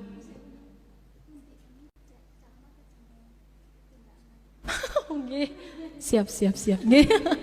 Ini sudah dikode. Jangan lama-lama ini. Oke. Jadi kalau misal sujud syukur dan sujud tilawah, jangan sampai seperti orang di luar sana. Syarat-syaratnya sama seperti sholat. Kemudian yang ketiga, puasa baik wajib maupun sunnah tidak boleh dilakukan oleh perempuan yang haid. Yang keempat, tawaf. Yang kelima, membaca Al-Quran. Yang keenam, menyentuh dan membawa Al-Quran. Yang ketujuh, lewat ataupun berdiam diri di dalam masjid. Yang kedelapan, dicerai. Yang kesembilan, bersetubuh atau bersentuhan antara lutut dan pusar. Silakan di slide Mbak, yang terakhir sepertinya ini pembahasan kita. Oh, keputihan, sudah slide saja. Tata tidak bisa ini, tidak cukup waktunya. Kiranya cukup sampai sini saja berarti, atau kita mungkin yang terakhir saja? Yang terakhir, ini bagaimana ini? Masih ada 3 pembahasan lagi kita ternyata. Apa saya terlalu lama tadi ngomong-ngomongnya ya? Coba kita mending gimana yang kita bahas ini? Keputihan? Saya ringkaskan saja materinya, nggih. Keputihan itu kalau keruh dan kuning hukumnya najis. Kalau keruh dan kuning hukumnya najis. Oh, saya baca saja nggak usah diterangkan ya, insya Allah memahamkan. Keputihan yang berwarna keruh dan kuning hukumnya najis, dan bila keluar dari rahim menurut kaul ashwah dihukumi haid, namun menurut muqabil ashwah dihukumi bukan haid. Contohnya adalah keputihan yang mengiringi haid, keluar sesudah ataupun sebelumnya. Tadi sudah kita bahas ya tentang keputihan di awal. Kalau memang bingung menghukumi cairan kuning dan keruh, maka cairan kuning dan keruh ini bukan haid menurut muqabil ashwah, haid menurut kaul ashwah. Silahkan panjenengan mau ikut yang mana, boleh mau ikut yang ashwah, boleh ikut mau yang muqabil ashwah. Kemudian adapun cairan putih bening, ulama sepakat bukan haid dan hukumnya suci bila keluar dari anggota zahir. Bila wanita seringkali mengalami keputihan sehingga bingung menghukumi apakah haid atau tidak, maka disarankan mengikuti pendapat muqabil ashwah yang mengatakan bukan haid. Adapun ciri-ciri wadhi adalah cairan berwarna putih, keruh dan kental, biasanya keluar setelah buang air kecil atau mengangkat beban berat, hukumnya najis. Ciri-ciri madhi adalah cairan berwarna putih bening dan kuning encer tanpa kerasa, keluar ketika syahwat, dan hukumnya juga najis. Slide selanjutnya kita perlu bahas atau tidak? Tata cara bersuci dan sholat bagi perempuan yang selalu hadas. Sepertinya tidak cukup waktunya, kita cukupkan sampai sini. Mohon maaf kurang lebihnya. Semoga memahamkan dan semoga barokah manfaat. Kalau akhiri pangapun dengan kata, nanti dilanjutkan sesi tanya jawab. Wassalamualaikum warahmatullahi wabarakatuh. Oke, boleh beri tepuk tangan sekali lagi untuk Ning Sheila. Ya, sekarang kita masuk sesi tanya jawab. Mungkin karena keterbatasan waktu, Saya memberi kesempatan untuk 3 orang penanya. Monggo, siapa? Oke, boleh maju ke depan. 1, 2, 3. Langsung.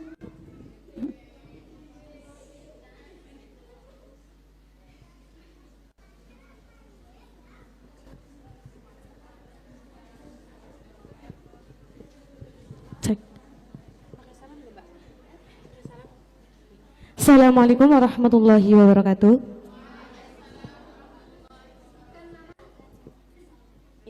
Perkenalkan, nama saya Hikmatul Rahimah. Saya dari Pondok Pesantren Darussalam Adikarsa Kebumen. Yang saya tanyakan, bagaimana cara menghitung flag ketika kita lagi head? Kan posisinya misalnya flagnya itu keluarnya cuma sedikit. Nah, itu dihitungnya per menitnya atau per jamnya? Terima kasih.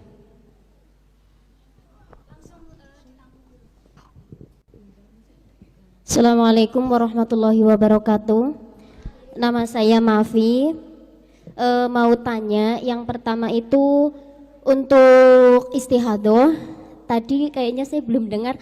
Itu sebenarnya kalau istihadoh itu kalau mau melaksanakan sholat, tadi itu mandi besar dulu atau tidak ya? Semua kayak gitu. Terus kan pada umumnya orang awam itu kan harus mandi besar walaupun itu malam hari gitu kan, sholat isya, sholat maghrib kayak gitu, terus harus disumpel dulu kayak gitu. Tadi iya. Iya, tadi kayaknya saya belum dengar. Terus yang kedua, ketika hutang puasa ya, cuman lupa ternyata belum mengkodo semua, kurang 1, tapi sudah masuk bulan Ramadan. Itu kalau mengkodoknya lain tahun, itu kalau orang awam bilang itu kan harus mengkodok 2 kali lipat, terus bayar fidyah. Itu yang benar itu sebenarnya gimana kayak gitu? Saya itu bingung kalau ditanya. Terima kasih.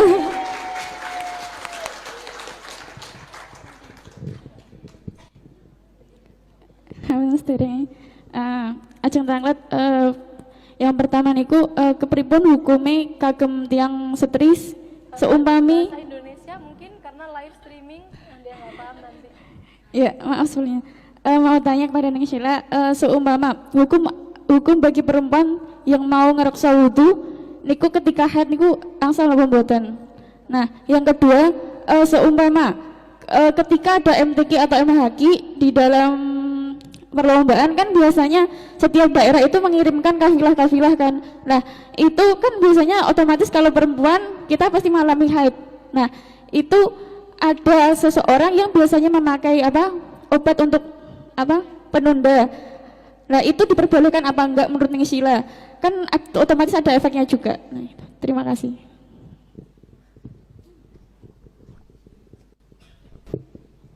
Terima kasih kepada 3 penanya yang sudah bertanya di sesi tanya jawab ini. Untuk yang pertama dari Mbak Hima dari Adikarso, bagaimana menghitung flag saat haid? Oke. Terus yang kedua Mbak Mafi tentang istihadah jika mau mandi besar, tadi sepertinya terlewat, itu nanti bisa dijelaskan Neng Sheila. Kemudian hukum perempuan yang ngerekso wudhu dan ketika mengikuti MTQ atau MHQ, bagaimana ketika dia meminum obat penunda seperti itu. Monggo langsung dijawab. Baik, terima kasih pertanyaannya. Saya akan jawab satu persatu. Memang untuk perempuan yang pertama tentang flag itu memang dilematis untuk perempuan karena biasanya keluarnya saat kencing saja atau keluarnya satu waktu saja. Setelah satu waktu keluar kemudian dicek lagi sudah suci, maka pakainya kira-kira saja, tidak usah bingung. Misal jam 1 dicek keluar flag, kemudian ngecek lagi, kalau misal tahu ini tidak akan lama, jam 2 atau jam 2 ngecek kok berhenti, berarti 1 jam, karena penghitungannya itu pakai setaunya. Tapi kalau misal ketika kencing keluar, pas boten kencing, pas sudah istinja dicek bersih sih. Oh berarti ya 1 detik ya atau 1 menit begitu. 1 menit kira-kira seperti itu. Jadi kalau tidak pas kencing ya kira-kira saja pas ngecek kapan, pas tahu sucinya kapan. Oh, tahunya suci selesai 1 jam, berarti ya 1 jam keluarnya. Nonton. Ya nanti dikalkulasi. Keluar lagi flek sedikit lagi, tahunya nanti kapan sucinya, tahunya kapan, berarti dicek. Oh, tambah 1 jam lagi seperti itu. Memang untuk flek itu dilematis biasanya menentukan. Tidak usah dilema, panjenengan yang menentukan. Istafti qalbak. Sama seperti darah, warna darah. Warna darah itu kan ada 5. Ini masuk keruh apa masuk coklat? Ini istafti qalbak. Ya, kalau misal coklat tua ya jelas pasti masuk coklat. Yang biasanya untuk bingung itu yang coklat muda. Maka mantepnya hati itu ikut mana? Ini keruh atau coklat? Kalau keruh kan bisa ada 2 pendapat. Kalau coklat maka pasti haid, nonton nih. Jadi untuk jam juga sama. Jadi yang dipakai adalah kira-kira seperti itu. Nonton ya. Untuk yang selanjutnya masalah istihadah. Coba di slide Mbak tadi. Sepertinya kita perlu membaca saja, tidak perlu saya terangkan karena insya Allah materinya sudah memahamkan. Tata cara bersuci dan sholat bagi perempuan yang selalu hadas. Panjenengan silahkan mendengarkan. Daimul hadas atau orang yang selalu berhadas adalah orang yang tidak bisa sholat dan bersuci tanpa hadas. Baik yang keluar adalah kencing, kentut, keputihan atau darah. Tentunya tata cara bersucinya berbeda dengan yang tidak daimul hadas, yaitu sebagaimana berikut. Di bawah ini dilakukan setelah masuknya sholat ya. Yang di bawah ini tata caranya dilakukan setelah masuknya sholat, masuknya waktu sholat maksudnya, masuknya waktu sholat. A. Membersihkan farjinya dari najis, istinja dulu. Kemudian B. Menghentikan atau meminimalisir hadas yang keluar dengan cara menyumbat farjinya dengan semacam kapas sampai pada bagian yang tidak wajib disucikan saat istinja, yaitu bagian yang tidak nampak saat duduk jongkok. Harus ke dalam. Mungkin dibulat-bulat kemudian disumbatkan ke farjinya pada bagian dalam. Saat duduk jongkok tidak nampak sebagian di luar, sebagian di dalam, boten. Tapi harus di dalam. Bila setelah disumbat darah tetap keluar, maka wajib menggunakan pembalut dengan celana dalam yang ketat, yang kuat. Boleh di slide. Apabila setelah melalui proses di atas tetap ada darah yang merembes keluar, bukan karena kurang tepat dalam menyumbat dan membalut, maka dima'fu atau tidak menjadi masalah. Berbeda halnya jika merembesnya karena kurang kuat, kurang tepat dalam menyumbat dan membalut. Jadi yang perlu diperhatikan dalam menyumbat dan membalut adalah, oh itu kayaknya ada yang kurang ya sepertinya yang ditulis oleh teman-teman. Yang perlu diperhatikan yang pertama adalah menyumbat dan membalut. Menyumbat itu adalah menggunakan kapas harus ke dalam bagian yang tidak wajib disucikan saat istinja. Nggak boleh sebagiannya keluar, sebagiannya di dalam. Kenapa? Karena nanti dia akan dihukumi membawa najis, sehingga malah berakibat sholatnya tidak sah. Nonton. Jadi harus ke dalam. Menyumbat dilakukan selama, ini tidak tercatat sepertinya. Iya, sebentar saya bacakan. Maksudnya nggak apa-apa, saya bacakan saja. Penyumbatan dilakukan selama bila tidak membahayakan. Bila tidak membahayakan. Bila membahayakan misalnya khawatir akan hilangnya keperawanan. Yang mengalami istihadah ini adalah perempuan yang masih perawan. Biasanya perawan itu kan takut nanti kalau selaput darahnya rusak gimana gitu ya. Nah, kalau ada kekhawatiran seperti ini, maka boleh untuk di-skip. Penyumbatannya boleh di-skip, boleh langsung masuk ke proses yang kedua, yaitu pembalutan dengan menggunakan celana dalam yang kuat. Harus menggunakan celana dalam yang kuat, nggak boleh. Sekarang kan kalau perempuan itu biasanya pakai celana dalam sukanya yang bahannya longgar, nyaman, celananya katun, kaos yang nyaman. Nah, ini kalau sedang mengalami istihadah harus dirubah karena tujuannya untuk meminimalisir darah yang keluar. Jadi harus pakai celana dalam yang kuat. Boleh di skip yang penyumbatan, ketentuan yang pertama bila membahayakan, contohnya seperti takutnya kehilangan keperawanan atau sakit. Nah, sakit. Kemudian boleh juga dan juga wajib untuk tidak menyumbat. Wajib tidak menyumbat bila mana dia sedang berpuasa. Berpuasa maka langsung proses yang kedua. Pakai sumbatan, bukan pakai sumbatan tapi pakai pembalut saja. Pembalut plus celana dalam yang kuat. Lalu di sana ada, menurut Imam Ar-Ramli, perempuan yang selalu hadas boleh untuk langsung menggunakan pembalut dengan ketentuan dapat meminimalisir darah yang keluar.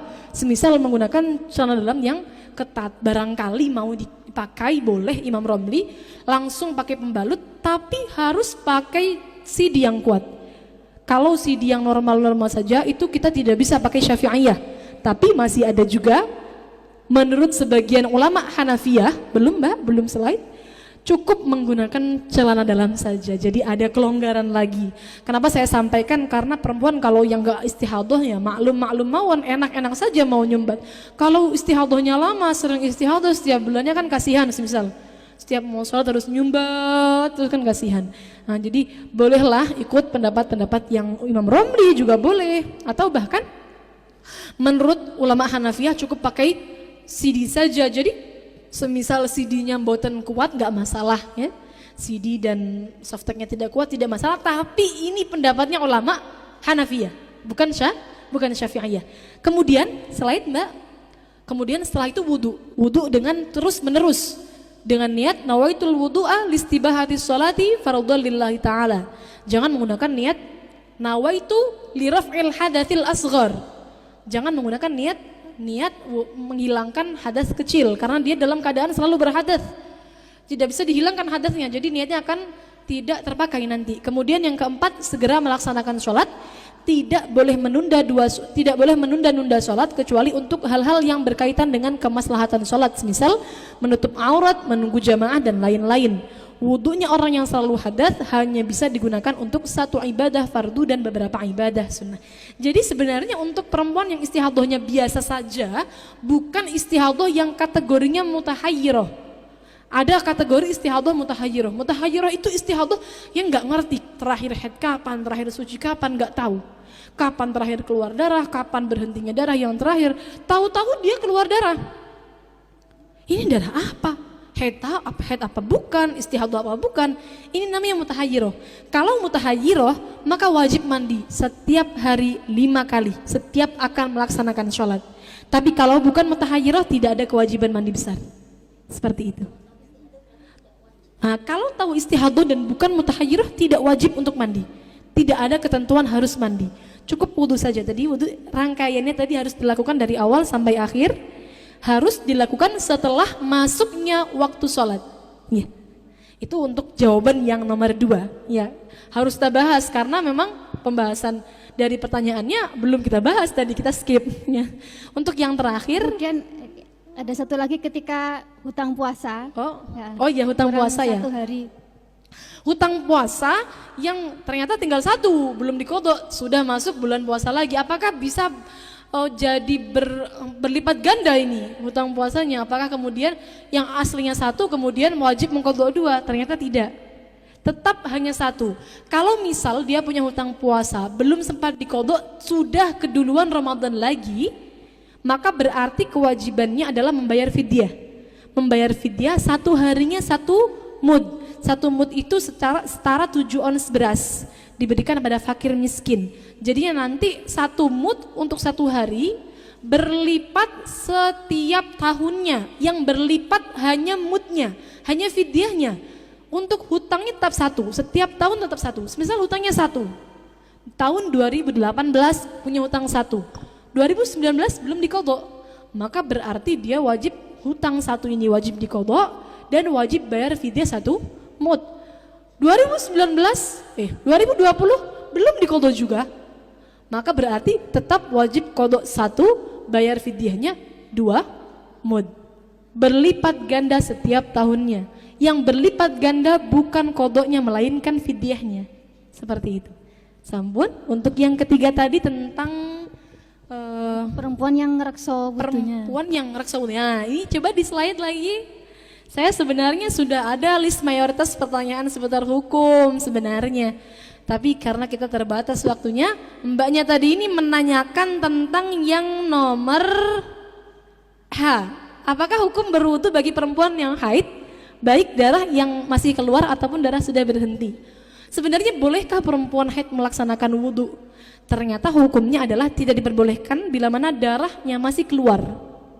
Jadi kalau darahnya masih keluar, perempuan yang haid tidak diperbolehkan wudu. Kita bayangkan saja, wudu hukumnya untuk mensucikan diri dari hadas kecil. Posisi dia sedang hadas besar. Jadi tidak ada gunanya dia wudu, ngonten ya. Jadi tapi ada bahasa seperti ini di dalam kitab ulama salaf adalah kalau semisal cuma gaya tok apa? Melakukan gerakan wudu tanpa niat, berarti bukan wudu ya, bukan wudu. Tapi melakukan gerakannya saja boleh. Melakukan gerakannya saja. Ya nggak niat wudu, cuma niat basuh-basuh saja. Tapi melakukan gerakannya sama seperti wudu, ngonten. Tapi kalau diniati wudu, maka langsung haram seperti itu. Jadi tidak diperbolehkan. Kalau semisal saya sudah biasa daimul wudu, kalau pas haid gimana? Ya nggak bisa tetap. Nggak bisa, gimana terus pas haid? Ya digantilah amalannya, mungkin daimul wudu diganti menjadi daimus sholawat. Selalu membaca sholawat, barangkali seperti itu ya, apa namanya, diganti wadifahnya. Dan juga tadi ada yang bertanya tentang menunda obat penunda haid. Apakah boleh sebenarnya meminum obat penunda haid? Jawabannya boleh. Dan nanti kalau darah keluar bagaimana? Apakah hukumnya juga haid? Haid sama.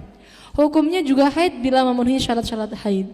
Jadi sebenarnya obat penunda itu tidak ada berkaitan dengan hukum darah yang keluar nanti. Boleh dikonsumsi, boleh. Dan darah yang keluar dihukumi haid bila memenuhi syarat. Seperti itu. Sampun? Sudah cukup jawaban saya? Ya. Oke, terima kasih Ning Sela. Sama-sama ini. Ini ada door prize untuk 3 penanya kita hari ini. Oh, Masya Allah, Alhamdulillah.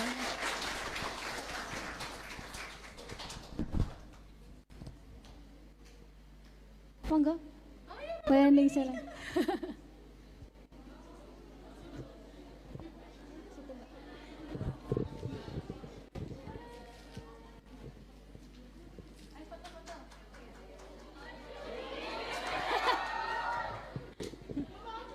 Yang lain sepertinya pada ingin foto Ning ini Ning. Oh ya, oke, siap.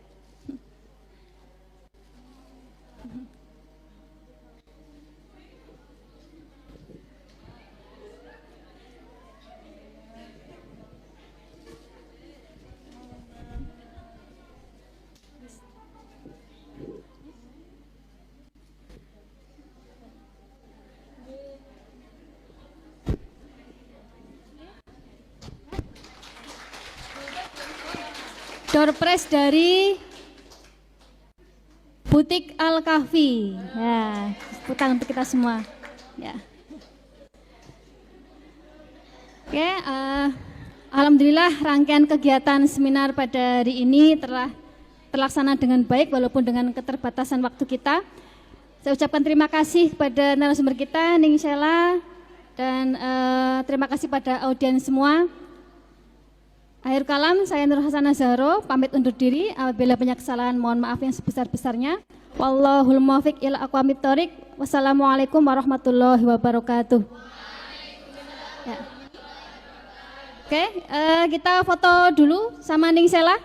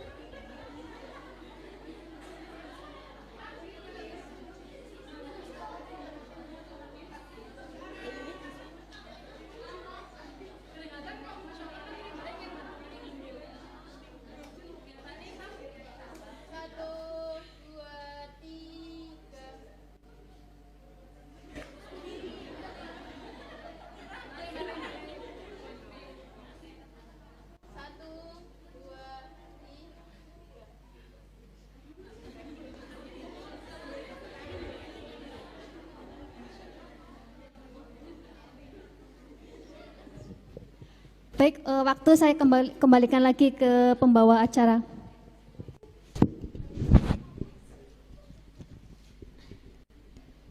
Ya, kepada beliau Ning Nur Hasanah Zahro SPSI MPD dan beliau Ning Sela Hasina Zamzami, kami ucapkan terima kasih. Memasuki acara yang selanjutnya yaitu penyerahan kenang-kenangan dari Pondok Pesantren Al-Kahfi Somalangu dan RMI Kabupaten Kebumen. Kepada beliau Syarifah Ofia Afitri SIPMM dimohon berkenan memberikan kenang-kenangan dari Pondok Pesantren Al-Kahfi Somalangu kepada beliau Ning Sela Hasina Zamzami.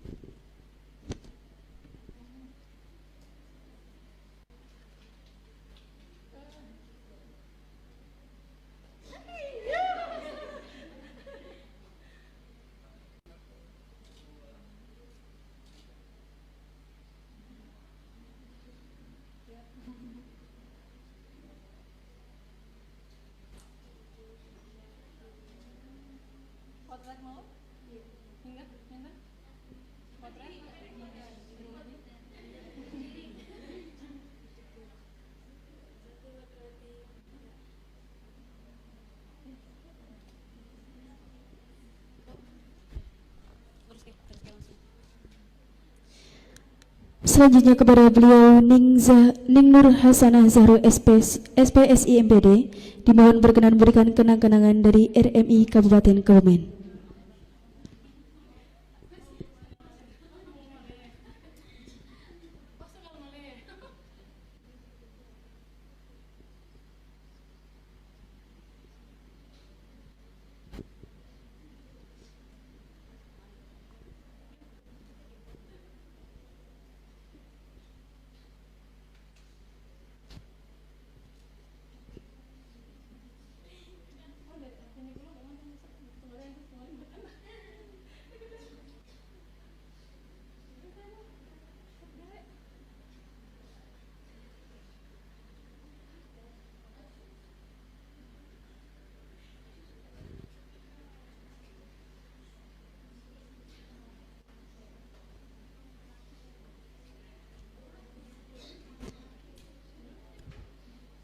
Kepada beliau Syarifah Ofia Afitri SIPMM, Ning Nur Hasanah Zahro SPSI MPD dan Ning Sela Hasina Zamzami kami ucapkan terima kasih. Memasuki acara yang selanjutnya yaitu doa penutup yang akan diimami oleh beliau Ning Sela Hasina Zamzami. Namun sebelumnya kami dari panitia mengucapkan banyak-banyak terima kasih kepada beliau Ning Sela Hasina Zamzami selaku pembicara dan beliau Ning Nur Hasanah Zahro SPSI MPD selaku moderator. Tak lupa kami ucapkan terima kasih kepada sponsor utama kita pada siang hari ini yaitu Aywas Craft, Al-Kahfi Bakery, Al-Kahfi Catering, Butik Al-Kahfi dan Noyafi.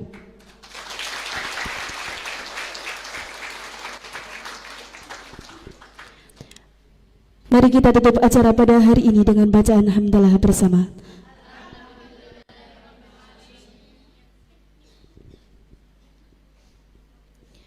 Dari kami cukup sekian. Apabila ada kesalahan tutur kata yang kurang berkenan di hati hadirin sekalian, kami mohon maaf yang setulus-tulusnya. Wallahul muwaffiq ila aqwamit thoriq. Wassalamualaikum warahmatullahi wabarakatuh.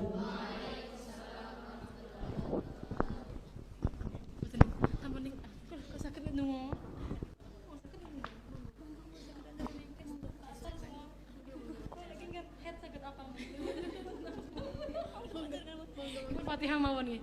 Bismillahirrahmanirrahim. Kirim tawasul dhateng para masyayikh, para leluhur.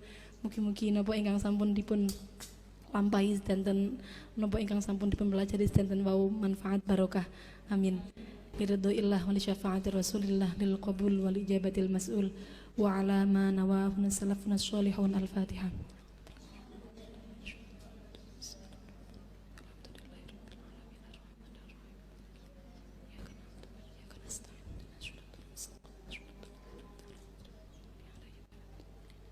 Bismillahirrahmanirrahim. Wal 'ashri innal insana lafi khusrin illa alladzina amanu wa 'amilus solihati wa tawashaw bil haqqi wa tawashaw bis sabr. Bismillahirrahmanirrahim. Wal 'ashri innal insana lafi khusrin illa alladzina amanu wa 'amilus solihati wa tawashaw bil haqqi wa tawashaw bis sabr. Bismillahirrahmanirrahim. Wal 'ashri innal insana lafi khusrin illa alladzina amanu wa 'amilus solihati wa tawashaw bil haqqi wa tawashaw bis sabr. Subhanakallahumma wa bihamdika asyhadu an la ilaha illa anta astaghfiruka wa atubu ilaik.